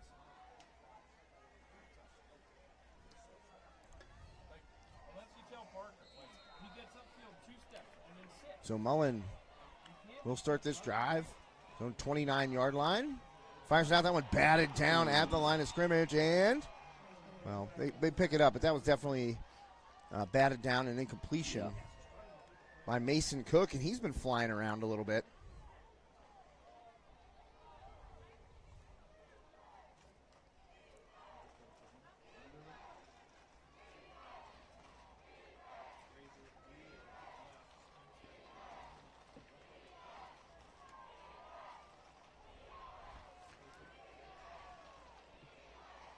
Well, Knoch doing some adjustment of the personnel and the formation right there. And the play clock down to 4. And he get it off, Mullen. Now he's waiting for the play to develop. Flushed out of the pocket, fires high and a little behind, but definitely over the head of his intended receiver. And that was number 2, Brody Bauman, the intended target. That'll bring up 3rd and 10. It seems like when Mullen's on the run, he puts a little more juice than you need to when you're running and throwing at the same time. Sometimes right there is when you got to pull off of it. You kind of deliver it with a little bit of touch. You know, put it out in front of the receiver instead of trying to drill it down into him. But, I mean, it's difficult. It's not, if everybody could throw on the run, everybody would do it. Yep. Mullen, he takes a shot. He's hit, but he delivers a perfect ball. Oh, there you go. Rulo, he dropped it? Did he drop it? Did he? Wow, incomplete call. Oh. Man, Cody Mullen stood in there and took a shot and put it right on Rulo, who has had a good game, but he's had a couple of drops too. And Rulo, oh man, that ball was. You got to give Cody Mullen some. He caught that. You got to give Cody Mullen some credit. Yeah, that was a great hit to dislodge it. Mullen stood in there and took an absolute bomb shot from the defender, crashing in on him and put the ball on the money, but Rulo unable to come up with it. Mullen has to stand right back up, catch his breath, and punt. And that one rolling toward the sideline. Good roll. And it will go out of bounds at the Newcastle 34-yard line. So we will take a quick break and be right back after these commercial messages. Life doesn't slow down when the everyday aches and pains have you sidelined. So get back on the field sooner with the care of Olson Chiropractic. Dr. Ryan Olson and his staff treat a variety of conditions for patients of all ages. Don't jeopardize your quality of life and the moments along the way. Let Olson Chiropractic help you find the healthier, younger you. Call Olson Chiropractic at 724-548-1040 to schedule a consultation or see a full list of services online at olson-chiro.com. Welcome back. High Top Sports Network. Josh Recknoth and Connor Schwartz with you here this evening. Great game here at Newcastle. Gardner. Oh, he's hit by 1, 2, 3, 4, 5 Knights are in there, and Gardner just wouldn't go down, but he finally does after a gain of just about a couple. But he has had 2 long touchdown runs for the Red Hurricanes, and they have been big scores coming when the Red Hurricanes have needed them most. And so now, after forcing the knock punt, Newcastle will begin another drive and attempt to go down there and tie it, possibly take the lead. Tyrell Harris, he has not run the ball in this half. And right when I say that, he takes off, and he's on his feet, and he's still on his feet. And he's gone. Tyrell Harris going to hit the goal line. And, wow, that's called the commentator's not jinx. I'm like getting ready to say about him not running the ball in the second half. I wondered if that hamstring was bothering him. Apparently not, as Tyrell Harris takes it to the house. But wait, it's fine to me. We have some. We got a flag out there, Connor, and it's holding. Oh. It's holding, so luckily we're in the home of Zambelli Fireworks. They can pop them off all they want down here, but that one looks like it's coming back. I heard a guy say to his kid as I was walking back from the car after we looked for that cable, and they set off fireworks before the game too, and the kid got scared a little bit. Yeah. And his dad goes, "Listen, buddy, you can't get scared of that. You're in the home of fireworks." And I thought, yes, he is, though. They pop them off after every touchdown, which is really cool. I didn't know that. That's awesome. I've been hearing them like. Oh yeah, they've been going. They're not going off for knock touchdowns. Otherwise, they'd be out of fireworks by now. We'd just be back and forth. Mm-hmm. Well, that long touchdown run by Harris negated. by the holding penalty. And that answers the question I was going to ask. His hamstring seems to be okay. His feet, ankle, leg, whatever it was.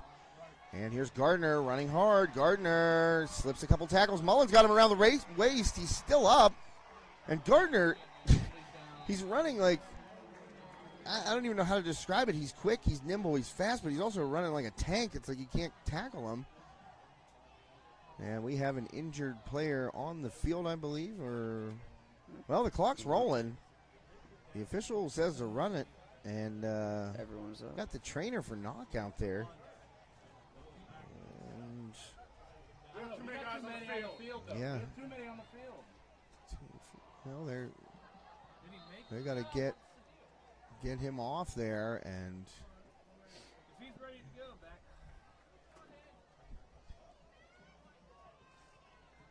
well, they got 11 now. They definitely did have 12 out there.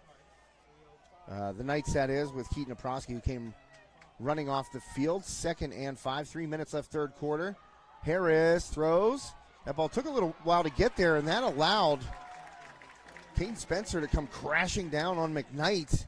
Boy, if Harris delivers that with some zip, McKnight might have those blocks in place and be able to get a long gainer out of that. But Harris kind of lollipopped it over there, and McKnight had to wait on it, and that allowed Caden Spencer to come crashing down the line of scrimmage and make a good tackle.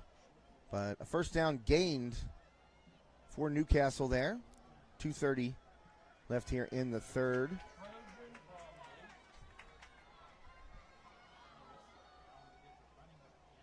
And Harris slips a couple of tackles. Harris trying to get to the open field and hauled down from behind.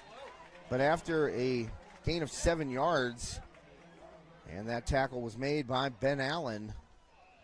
Hey, tell him to go four eyes.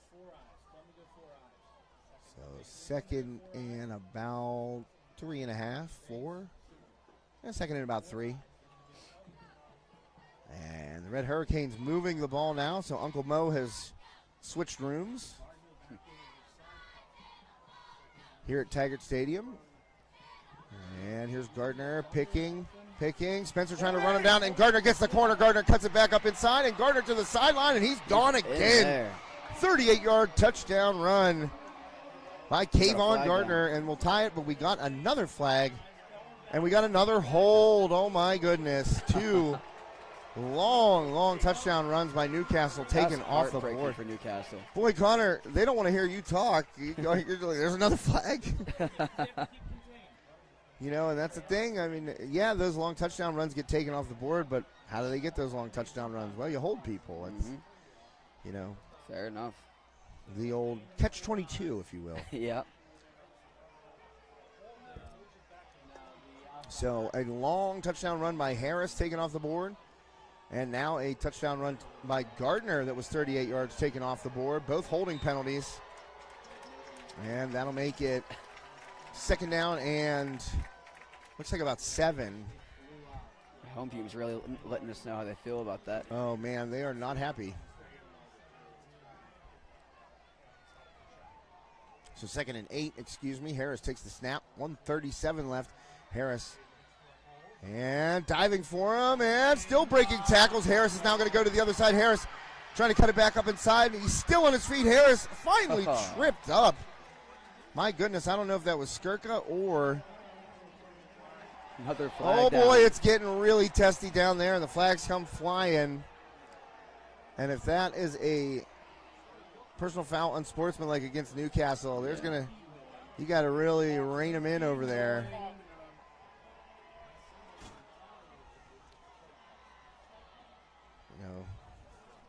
Coach Mazzocco, if this goes against Newcastle, you're going to have to really crack the whip. It's like a Knoch player jumped on him afterwards already down. That's what I'm saying. Like, if it, because they've already felt like those 2 holding penalties were bad calls against them, and if something goes against them right here, it's going to turn into a melee. Yeah. And they're walking back, so Newcastle fans highly annoyed. We got some people standing and screaming words that you're not allowed to say on the air. And that one pushes Newcastle back once again. And you got to figure, I wonder how tiring it is for Harris and Gardner to run so much for nothing. 1:15 left. That is tragic. 2nd and 8 now. Again. Well, no. 2nd and 8. And Gardner following his blocks. Gardner cuts it back. Gardner still on his feet. And Cody Mullen. Shoestring tackle right there to keep Gardner from taking it to the house. This team can run. Oh, man. Can they ever? And you see, this is what I love about football. Those big boys up front have felt that they've been victimized here by the officials, and now they're going out there looking to hit anything that has a white jersey on. And I love to see the big boys get out there and lay the smack down. I don't care what team it is. I love to see those linemen get after it. And Newcastle's offensive line doing just that right now, trying to create a hole. Again, Gardner, he gets a good gainer on 1st down. And that was a little bit of a trap play. And it looked like the aforementioned Marcos Diaz at 6'3", 330 just swallowed a Knoch player. He disappeared. Into the void. Into the void. That is number 68 for the Red Hurricanes, Marcos Diaz, who is playing the right guard position. And here's Gardner. Well, Knoch gets some hands on him, and they gang tackle. That's what you got to do. You got to have 5-6 guys firing to the ball to stop Gardner.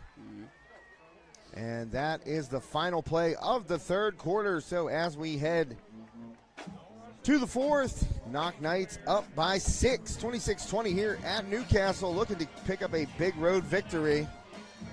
Connor's dancing once again here in the booth. We'll be right back. Steffi's Country Catering prepares home-style made-from-scratch dishes that will have you convinced Mom made it. Whatever the occasion, Steffi's Country Catering will have you coming back for every event year-round. Find us on Facebook to place an order or to see our Sunday specials, or call 724-54-85047. All right, we're back here at Taggart Stadium in Newcastle, Pennsylvania. And the band got Connor moving up here. Absolutely. He's jamming. He's love moving. to hear a good tune. Yes, sir. Knoch band, great job at halftime, as did the Newcastle band. Nice halftime show. The only thing that stunk about it was that they were playing towards the grandstand. Yeah. They weren't playing toward us. So the sound, I did everything I could for it, but when all the horns are pointing that way, you're kind of going to get the, the reverb, the echo off the bleachers and stuff. And so we are going to begin the 4th quarter here. We'll get the scoreboard switched over for you really quickly. 4th quarter, first play of the 4th quarter. Newcastle driving the ball, 3rd and 3 on the Knoch 18. Harris going to keep it himself. Harris, and he's met immediately and wrestled down. Nice play there in the backfield, or close to the backfield, by Pinkerton. And it looks like it's going to be a stop, maybe a gain of a yard, maybe a yard and a half. Pretty much no doubt in my mind Newcastle's going for this. Yeah. Why wouldn't they? I mean, they're not bringing out Omar Thomas for a straight ahead, what would that be, about a 33-yarder? I highly doubt that many people would bring out a straight ahead kicker for that, but you never know. You never know. Well, and a timeout taken here by the Red Hurricanes, so we will take another commercial break here on High Top Sports Network. Connor and I will be right back. Armstrong Indoor Athletics, located at 132 South Grand Street Avenue in downtown Katanning, offers a state-of-the-art training facility and top-tier instruction by experienced coaches to help turn your youngster into the best baseball or softball player they can be. Batting cage and bullpen lane rentals are available for 30 to 60-minute sessions, and you can also sign your baseball or softball player up for private hitting, pitching, fielding, and catching instruction with our knowledgeable staff. Be sure to visit Armstrong Indoor Athletics online at aia.team or call them at 724-599-9761 for more information today. And welcome back. High Top Sports Network here at Taggart Stadium. And trying to get the call in on the defensive side of the ball. The Knights trying to stop a 4th and 1 here. Harris hands off. Gardner going right side. Gardner cuts it back. He's stuck. But that's going to be enough for a first down. But Knoch was ready for him. Didn't let him find that crack and cut it back. So it's going to be 1st and 10. Gardner picks up the first down, but ready for him. He was waiting to pick that opening corner on that play and then cut it up inside and hit the end zone. But the Knights were waiting. They were on him. So Newcastle taking over. Well, not taking over. Beginning a new set of downs right here. Did that zoom out somehow? I was wondering that, though, last quarter. That's weird. Whoa, that's definitely zoomed out. Hey, Yeah. there we go. That's weird. I didn't touch it.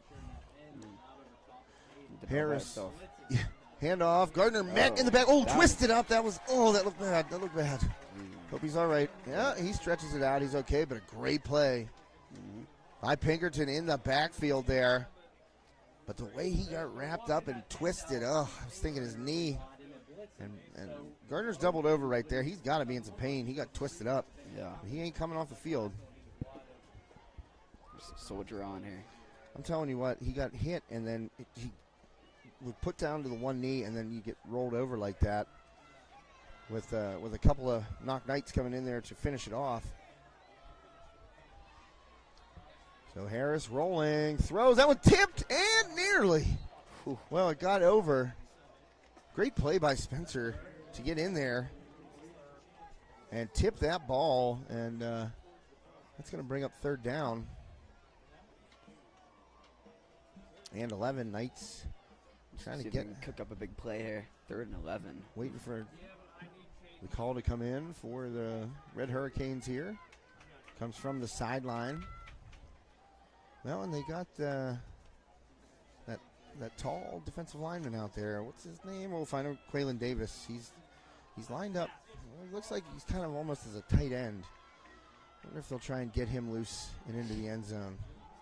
Well, Davis in there to block and running hard. That's his first carry of the game, I think. Jeez. I think that was number 35. I'm pretty sure that was Jermaine Walker. It was his first carry. You know, with Gardner kind of getting twisted around there. Harris maybe not 100%. And so they brought in Jermaine Walker, and he had that carry. So it's going to bring up 4th down and about 9 and some change. 4th down and about 9. So let's see what the Red Hurricanes have dialed up here. 9:30 left in regulation. No Gardner on the field. Harris waiting, fires toward the back of the end zone. Knoch has it covered well, and up for the interception. Out of his hands was Mullen, but he had that measured perfectly in the back of the end zone. Harris just lobbed it up, and Mullen saw it the whole way. Knocked away for the incompletion. Turnover on downs. Wow. Wow, indeed. Cody Mullen making a very strong case for our High Top Sports Network player of the game. Final score, Reds beat the Pirates, Gunner showing me. 8-3. Darn it, that's going to keep them out of the playoffs. Oh, man. Shucks. So Knoch will take over, and Knights see if they can burn some clock here. Mullen gets the snap. This drive starts on the 14. Mullen, and he's going to get pulled down. He's going to get maybe 2. And play clock already started, so see how much time they elect to let run off that play clock before the snap. Kind of give you an idea of how this is going to be approached by the Knights coaching staff.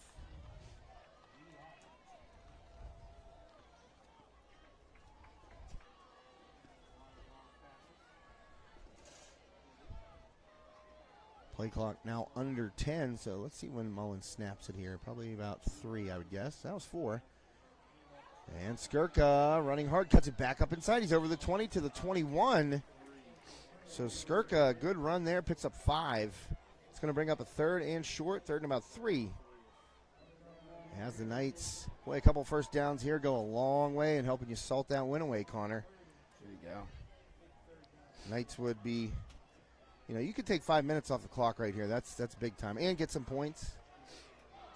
Certainly the objective here. Good stuff. Listen, you're never going to turn down a 70-yard touchdown run. No. And a good throw. That play worked earlier, and they go back to it. Mullen to Spencer. He just went out in the soft spot of that zone, sat down. It's a good game there. And Mullen put it right in his hands. And Spencer's down on the field, a little slow to get up. So we're going to see that's an official's timeout with an injured player down. That's Spencer after being brought to the ground. They're stretching him, so hopefully just a cramp. I said usually 5 weeks into the season, it ain't this stinking hot out there, but it was piping when we got in here. I'm a known perspirer, and it was leaking. And we got in here, I'm thinking, oh my goodness, it's a tight press box. Yep. And that sun was, you mentioned it, that sun was glaring right in on us. Over the press box on the other side, and I thought, well, I better get some fluids in me. Luckily, we had some pizza. We had some sandwiches up here provided by... Wonderful stuff. Yeah, man. Provided by the Newcastle staff here. Like I said, really... That was really good. Yeah, I crushed a couple pieces of pepperoni. It was really good. Yeah. I wanted to see where it came from, but I don't see any labels on the box. I heard somebody say, like, Benny Lee's or something. I might have to look that up. But it was really good. The pepperoni was just, like, lights out. You could tell it was... the good stuff, the real little one that cooks up into like the little bowl. Had a really nice crust on it. Oh yeah, it did. Here's Mullen, and he lets it go behind Rulo. And Mullen was looking down the field. He had a receiver drifting deep. I believe that was Bauman just trying to get out deep, but he was well covered. So Mullen electing to go shorter there and misses his intended target.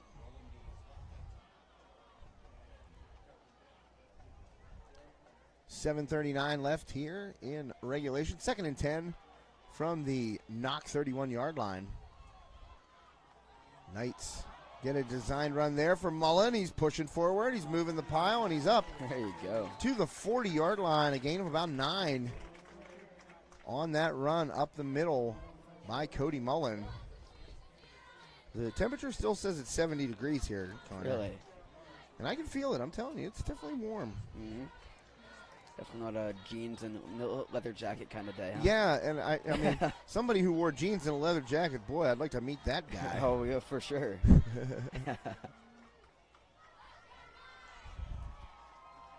All right, so it's going to be 3rd and 2. Another first down here for the Knights would be huge.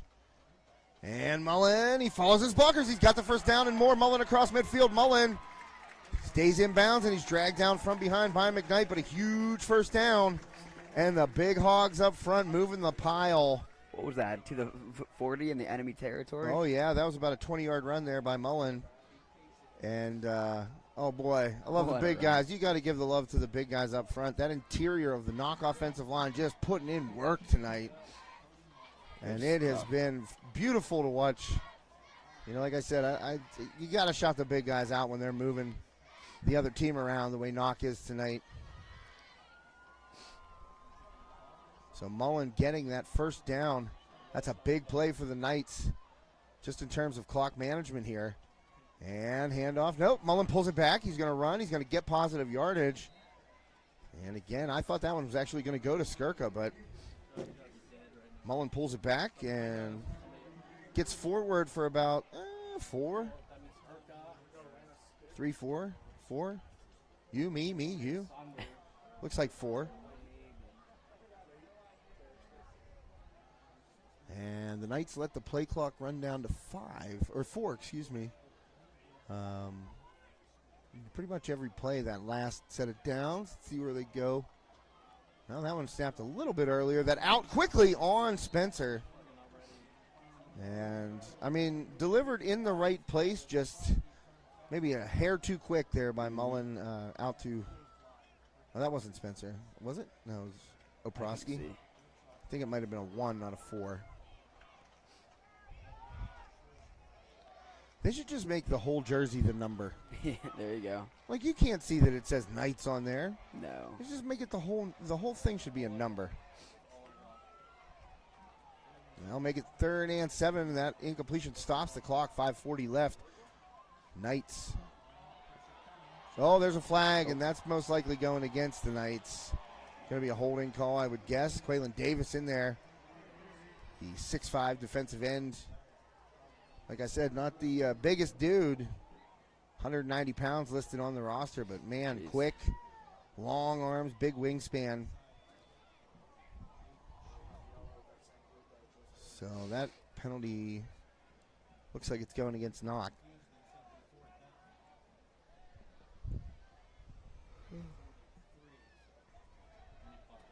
I don't think I saw what happened. No, I'm pretty sure, yeah, holding against the Knights. Let's see. And so that will make it 4th and long. And the Knights, well, they got, what, about, it was about 3 minutes off the clock. Yeah. I think they took over with 8:48. There's 5:23 left, so 3.5 minutes. Still got Good some time stuff. off the clock, but you got to hold now. Obviously, we've seen that Newcastle can break a big play and take it to the house. So they're going to take a timeout or let the penalty come in. Well, it comes down to 0. Did they get the timeout in? That's the question. No, that's going to be a delay game against the Knights, so it pushes it back 5 yards. Not the end of the world there. Definitely a little bit of a miscommunication, but you're not too concerned by the loss of 5 yards right there if you're punting the ball away anyway.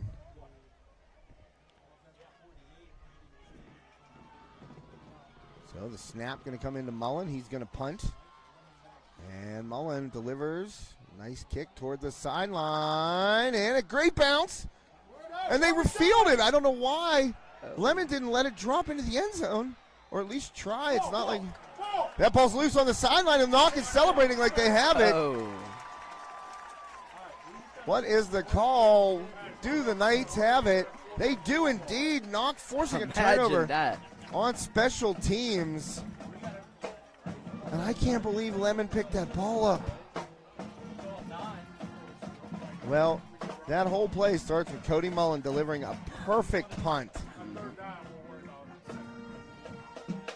And that bounce past Lemon, like I don't know if he touched it when it bounced past him, but he went back and fielded it at about the 3, and it was obviously rolling into the end zone. Yeah. Now you have to know as a returner that's a touchback if it didn't touch you. But he went back and fielded it as if he had made contact with it. Mullen trying to cut it back in, and Mullen pushing forward. He's wrestled down at about the 7-8 yard line. Can't see. Giant pole. Yep. He's in there right about the 7. 8. They give him 6. Got that backwards. It's at the 6 yard line. They give him 8 on the run. Kind of.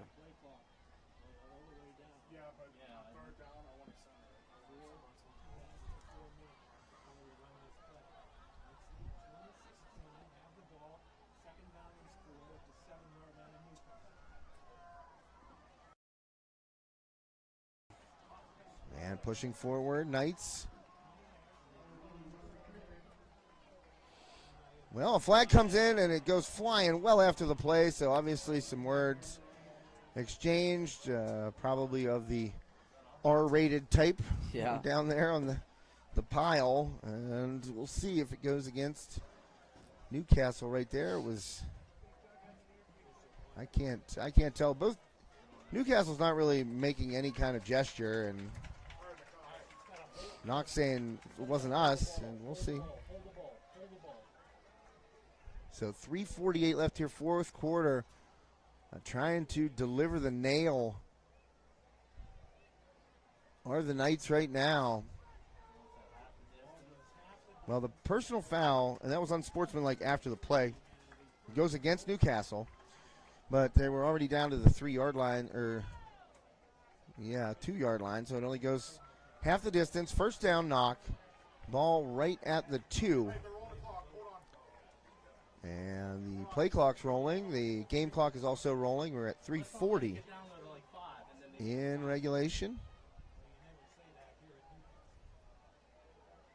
And in motion. Mullen. And the second effort gets him in. Touchdown run. Oh, there you go. Cody Mullen scores for the Knights. And another flag up. Oh. And Knoch is best served right now, and I think they know it. Just keep your cool.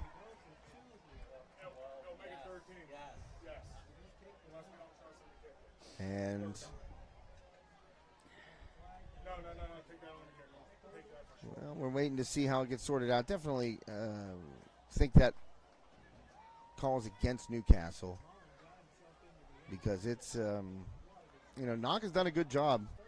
Right there, Newcastle, the players that are getting those penalties, boy, they're not going to want to go to film, I'll tell you that. But also, they're not going to want to go to practice because they'll be running. Yep. I mean, it's frustration. Those flags at this point of the game. Look, I'm going to tell you right now, every kid in a Red Hurricanes uniform feels like they got cheated by the refs tonight, and it's just like, you can't make an infraction. They have to call it. That's their job. Yep. And it took 2 touchdowns off the board, but like I said, how are those touchdowns made? If, maybe the infraction was the reason it gets made. Maybe it was so blatant away from the play, the ref has to call it.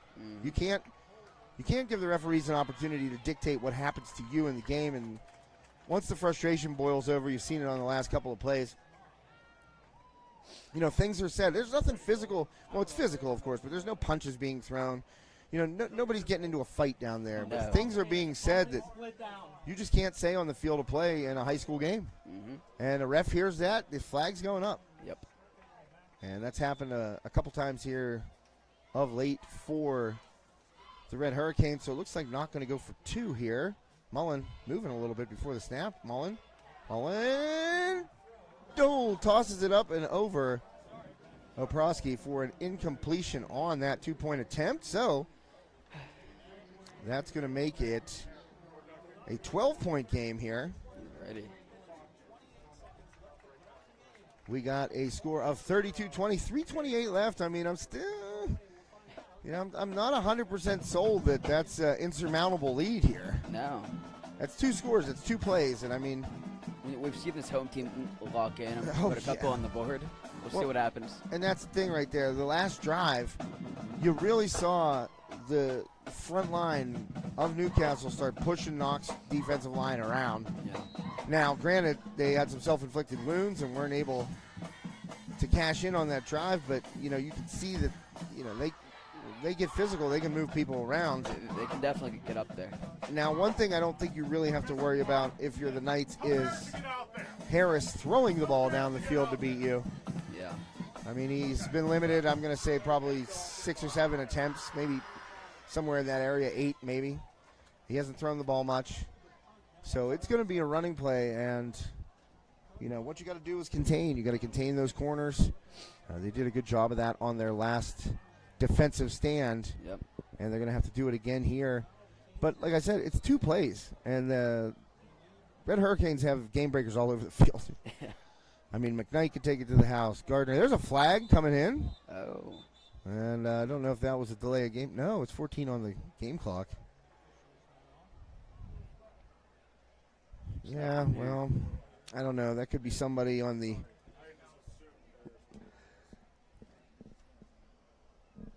Newcastle sideline. I don't know. I didn't see what the he ran over to talk to the official referee and picks it up.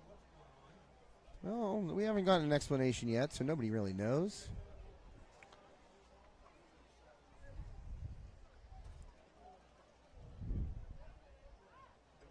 Well, fourth quarter, 32-20, Knoch Knights lead. You're watching High Top Sports Network. Thanks for tuning in this balmy Friday evening.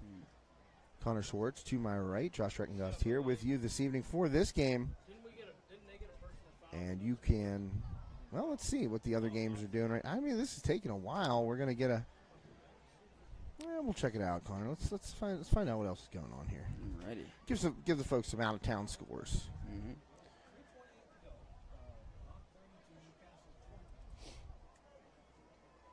And still waiting here to see what the infraction might be. Well, right now,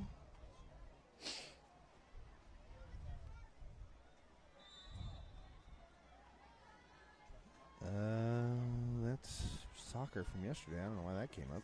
Boing. Why is he fucking kicking it deep? That kick is deep.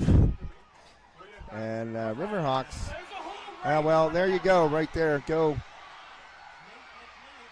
Well, McKnight going to take it to the house, and that's exactly what we were talking about, Connor, before that play. Yep. I mean, you kick it deep. That's the whole reason you haven't kicked it deep the whole game. And McKnight just punishes Knoch right there for a mistake they haven't made. They hadn't made it tonight. They kicked short for a reason all night long. Mm-hmm. It actually worked to their benefit by getting an onside. It wasn't an intentional onside kickback, but they recovered a kickoff. And McKnight, look, how many seconds did that take off, Connor? 13? I think so. Yeah, it was 3:28 when that ball was kicked. And McKnight back to the house, and wow. That is a huge play for Newcastle. And all the people that were hitting the exit just stopped in their tracks. Look at that, down by the exits. Yep. And Thomas up and good, so the extra point is good. A 5-point game now. There's definitely still a game to watch here. Unbelievable turn of events right there. I'm at a loss. I don't know why. We got a deep kick, and we got one, and Newcastle got their opportunity, did not miss, 32-27. Yeah. And there's still 3:15 left, so they got, let's see how many timeouts the home team has left. That would be the Canes. They have 2 left. They could stop the clock and get it back here. They got to play swarming defense. You got to figure Cody Mullen and Skirka. They're going to try and run the ball here. I wouldn't put it in the air. And that's sometimes the problem is, you don't really have the threat of being. Obviously, one part of the offense has been doing the heavy lifting for the Knoch Knights tonight, and that's the run game. But right now would be a perfect time to, maybe run one on first down, get Newcastle sucked up toward the line of scrimmage and hit one over the top. A touchdown on that kickoff return. Not what the doctor ordered for the Knights, and now they will fall on the return kickoff there by Thomas. And falling on top of it, number 7, Ethan Rulo. So that will allow the Knights to take over on their own, 26 26-yard line. And right now, both teams, this is the moment. The big guys up front, I've been praising them all night for Knoch, but there's big guys on the other side of the ball too, and they did a great job the last couple of offensive possessions. So it's going to be a lot of paint chipping on the helmets, and there's a run and a good gainer there on first down by Mullen. You get past that first line, you keep it in bounds. That's what Knoch has to do right here. So that's going to be a gain of about 4. Maybe shade under 5 yards.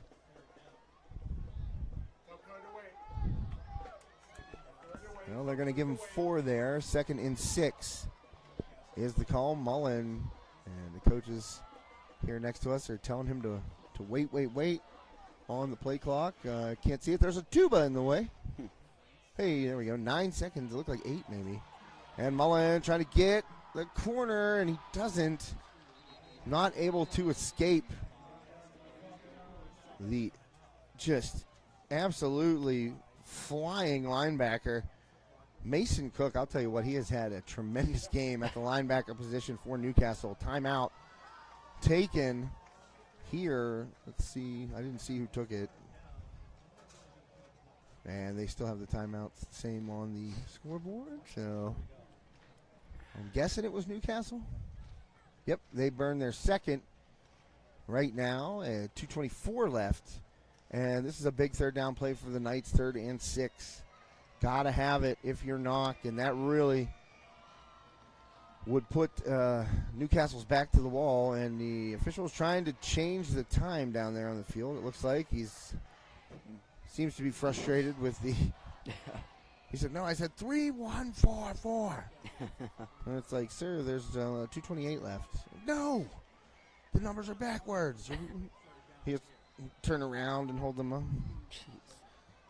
All right, 2:28 now left on the clock, and a big play here for the Knights if they want to seal the deal here on the road at Newcastle. Let's see what Mullen has in store here. And the reverse. That's Rouleau, and Rouleau popped again. Whoa. And who is it? You know who it is, number 6. Looking like Patrick Queen out there was Mason Cook. Just firing in and blasting Rouleau for a loss. And they've used their final timeout. Newcastle will burn their final timeout. 2:24. And Mason Cook, 2 huge tackles on this drive.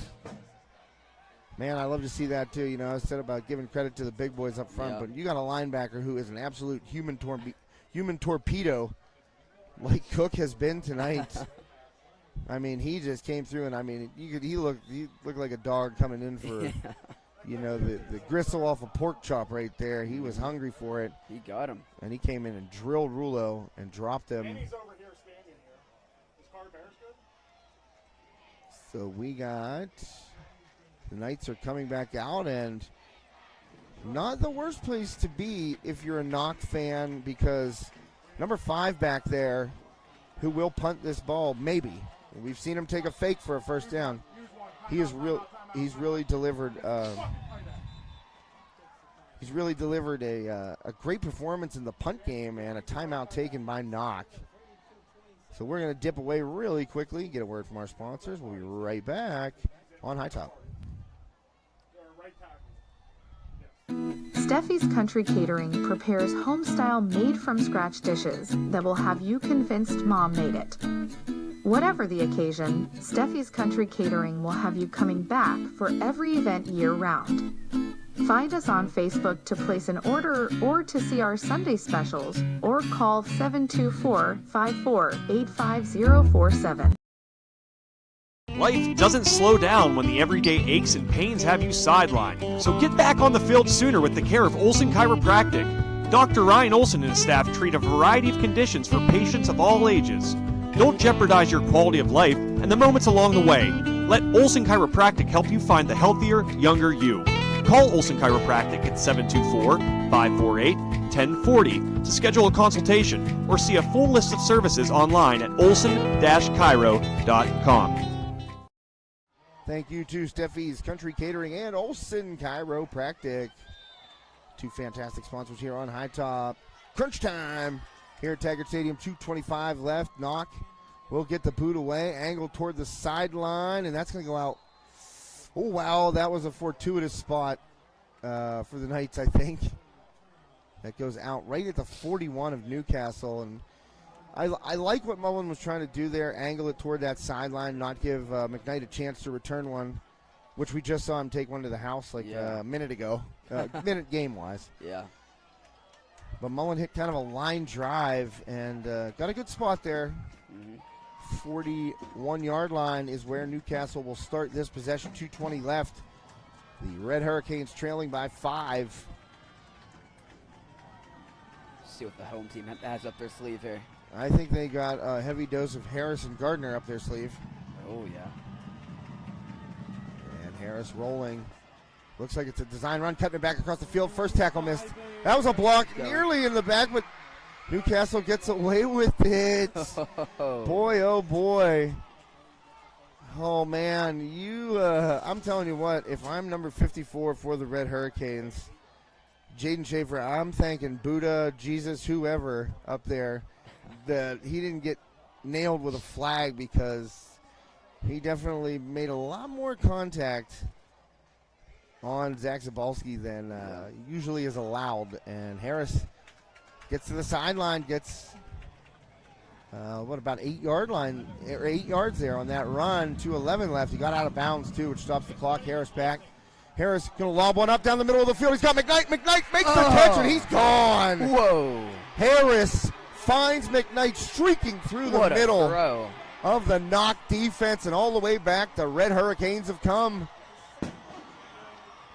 A massive play there. Kyrell Harris finds a streaking Nate McKnight.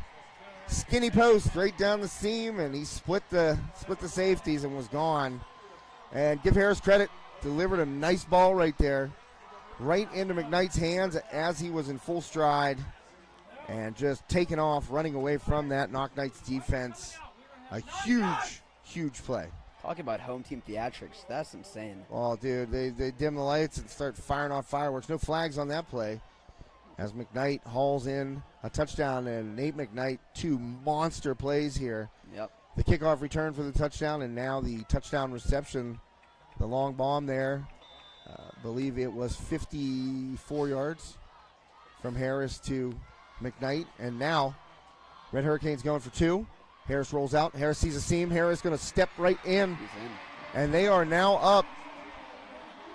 Boy, oh boy, 45-42. 3-point lead. Or excuse me, 35-32. Apologies. We got 10 more in my head there for some reason. And, whoa. I'll tell you what, I've been blessed so far this season. I'm going to see some pretty darn good games. Yeah. This is another one as Newcastle takes the lead with just 2:04 left. But, listen, it's not like Knoch can't score, in a couple of plays here. Yeah.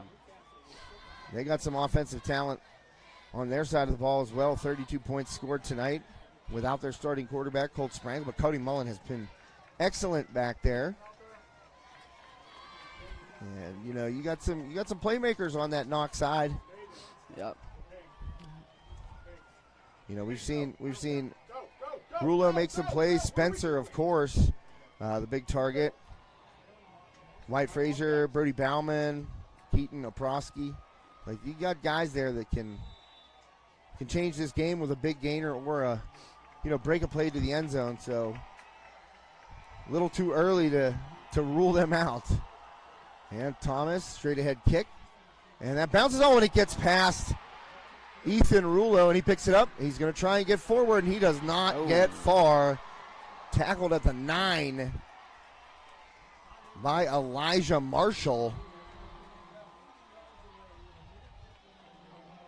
So Marshall. 1:59 to go.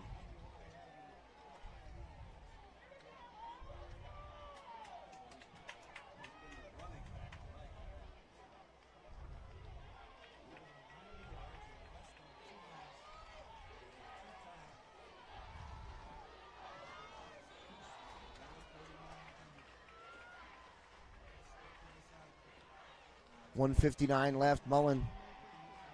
He's under pressure. Mullen hit and dropped at the 5-yard line. Oh, man. And Knoch has a couple of timeouts left. Clock is running right now. It's going to be second in about 15. And the Knights need a play. They are backed all the way up. 95 yards to go for a touchdown. They got to get within field goal range, and Mullen, he's got to get rid of it. Oh, boy, is that going to be grounding? Oh, man, does the flag come out? Does the flag come out? It does not. It did not come out. Doesn't look like they're going to call intentional grounding. Break for the Knights right there. Mullen was in the grasp, and pretty darn close to being in the tackle box, but he got rid of it. And, oh, boy. That one had my heart beating, and all I'm doing is calling this game. 1:24 left, 3rd and 15, a must-have play here for the Knights. Rulo in motion, and here comes Mason Cook. He's blitzing, and they're going to get Mullen in the end zone. He gets out, and he's still on his feet. Mullen trying, gets it forward to Spencer. He's popped immediately, but that is a heroic effort right there by Mullen to get out of the end zone. Get forward and find Spencer for a seemingly legal play. I mean, that heroic effort is the only way I could describe it. 4th down and just under 10, a timeout taken by the Knights. Wow, Cody Mullen looked dead in the water right there. I don't know how he got out and got it forward. And then they live to play another play, but Got 55 seconds on the clock, it looks like here. 4th and 9, and it's gonna take. Well, they still got it 4th and 15. It's definitely not 4th and 15. No, it's no, 4th no. and 9. It said 57. So what they put 2 seconds on there, Connor? I didn't see. I think they did. We got 4th and 10. 4th and 10. Well, they got 4th and 10. It looks like about 4th and 10, I guess. Yeah. Right outside the 10-yard line here, and boy, if you got a play in your bag right now, you got to call it up, Knights. Yep.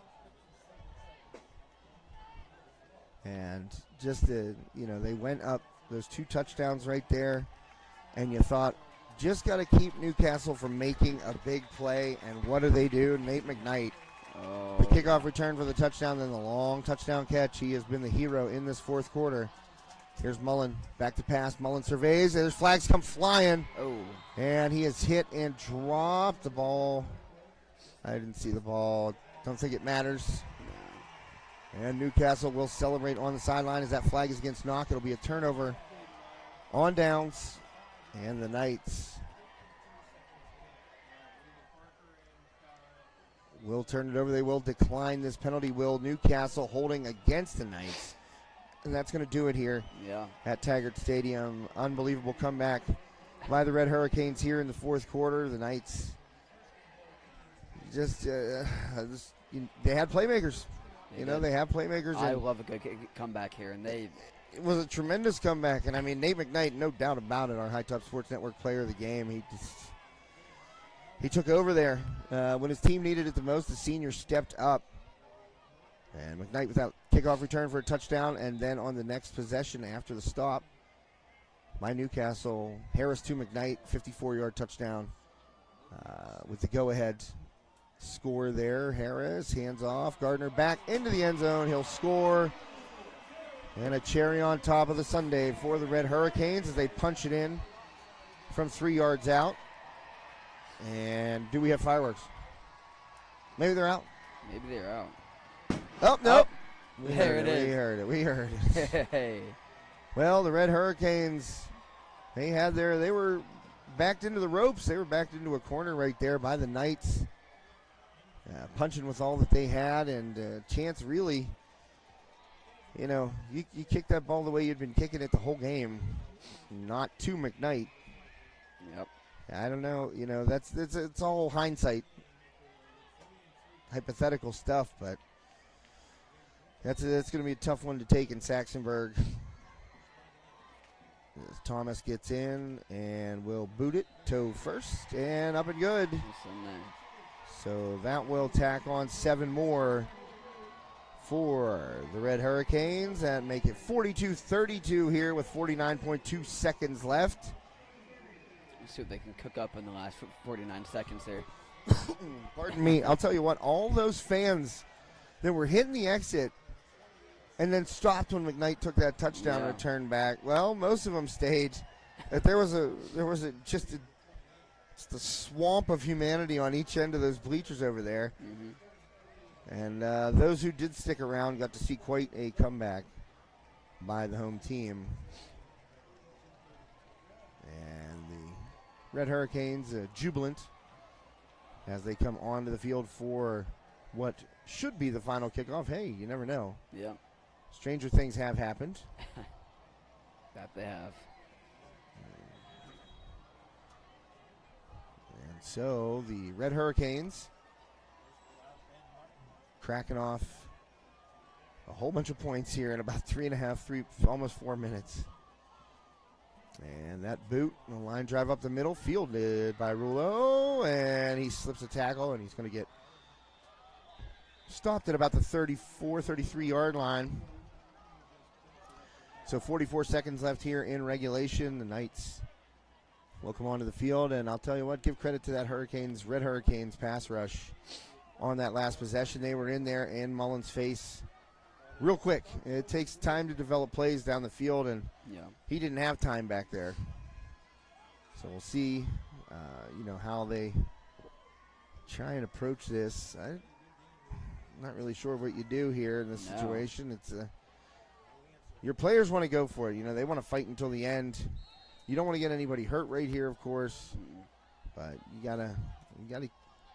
Well, the handoff to Skirka right there kind of signals what they're going to do, and brought down inbounds. And that most likely, well, there'll be one more play. So that one, a gain of 2 yards. And, well, no, they don't have to run another play. So we'll see if Knoch just allows the clock to run out. It looks like they will.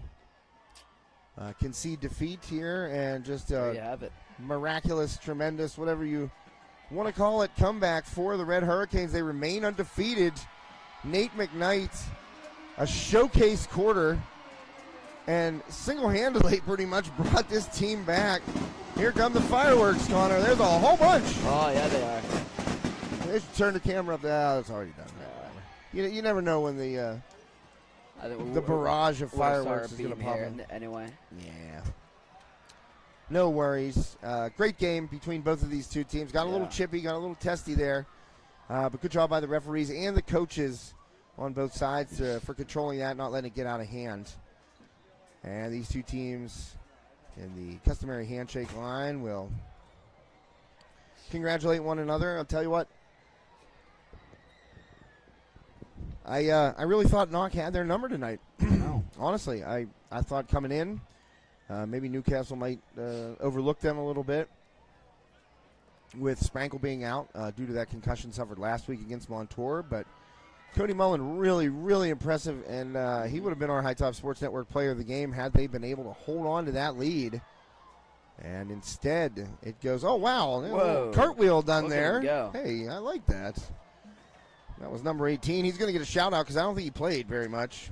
That was Marquise Wise. He's throwing up another. Well, man, doing some gymnastics out there on the field. Love to see it.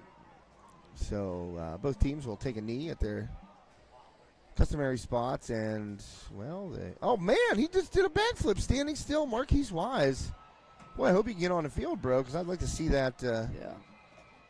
He just did a standing still backflip. Do you understand what I would do to myself if I even thought about attempting it? I think I would sprain my neck thinking about attempting that. Well, Marquise Wise delivering the I don't know what you want to call it, the send off. I mean, some cartwheels, some back handsprings, and then a standing still backflip. Impressive stuff. I mean, he got to celebrate. I mean, he had tons of energy. I don't think he was out on the field much. I did see him on special teams now that I think about it. But, man, you know, you come into this game if you're Knoch and you think, boy, we got to stop Harris. We got to stop Gardner. And you got to keep the ball away from McKnight in the kickoff return game, punt return game. And they really couldn't stop Gardner. They stopped Harris, I thought. They did a pretty good job on Harris. And McKnight, they had him bottled. Not necessarily bottled, but he wasn't tearing it up until that kickoff return, and then the streak, you know, the post right down Broadway, and Harris, give him credit, he put a ball right on the money. Mm-hmm. You know, McKnight didn't have to break stride at all, just right in his hands. You put those hands right up here, he never slowed down, and that was the difference in this one, of course. Newcastle with the hold and turnover on downs, and then Gardner, you know, didn't have to take it 80 yards on that touchdown run. He only had to go about 2. Mm-hmm. But a great offensive performance here by the Red Hurricanes. They were able to bring it back and come back from that 2-touchdown deficit with under 4 minutes left in this game. So congratulations to the Red Hurricanes for the night. It's back to the drawing board. That's a tough one to drop on the road. Luckily, just an exhibition. Does not count in the conference standings. And, you know, next week is when the season really gets into the nitty-gritty, Connor. Conference games abound, and we will have at least 3 of them. We got some... There we go.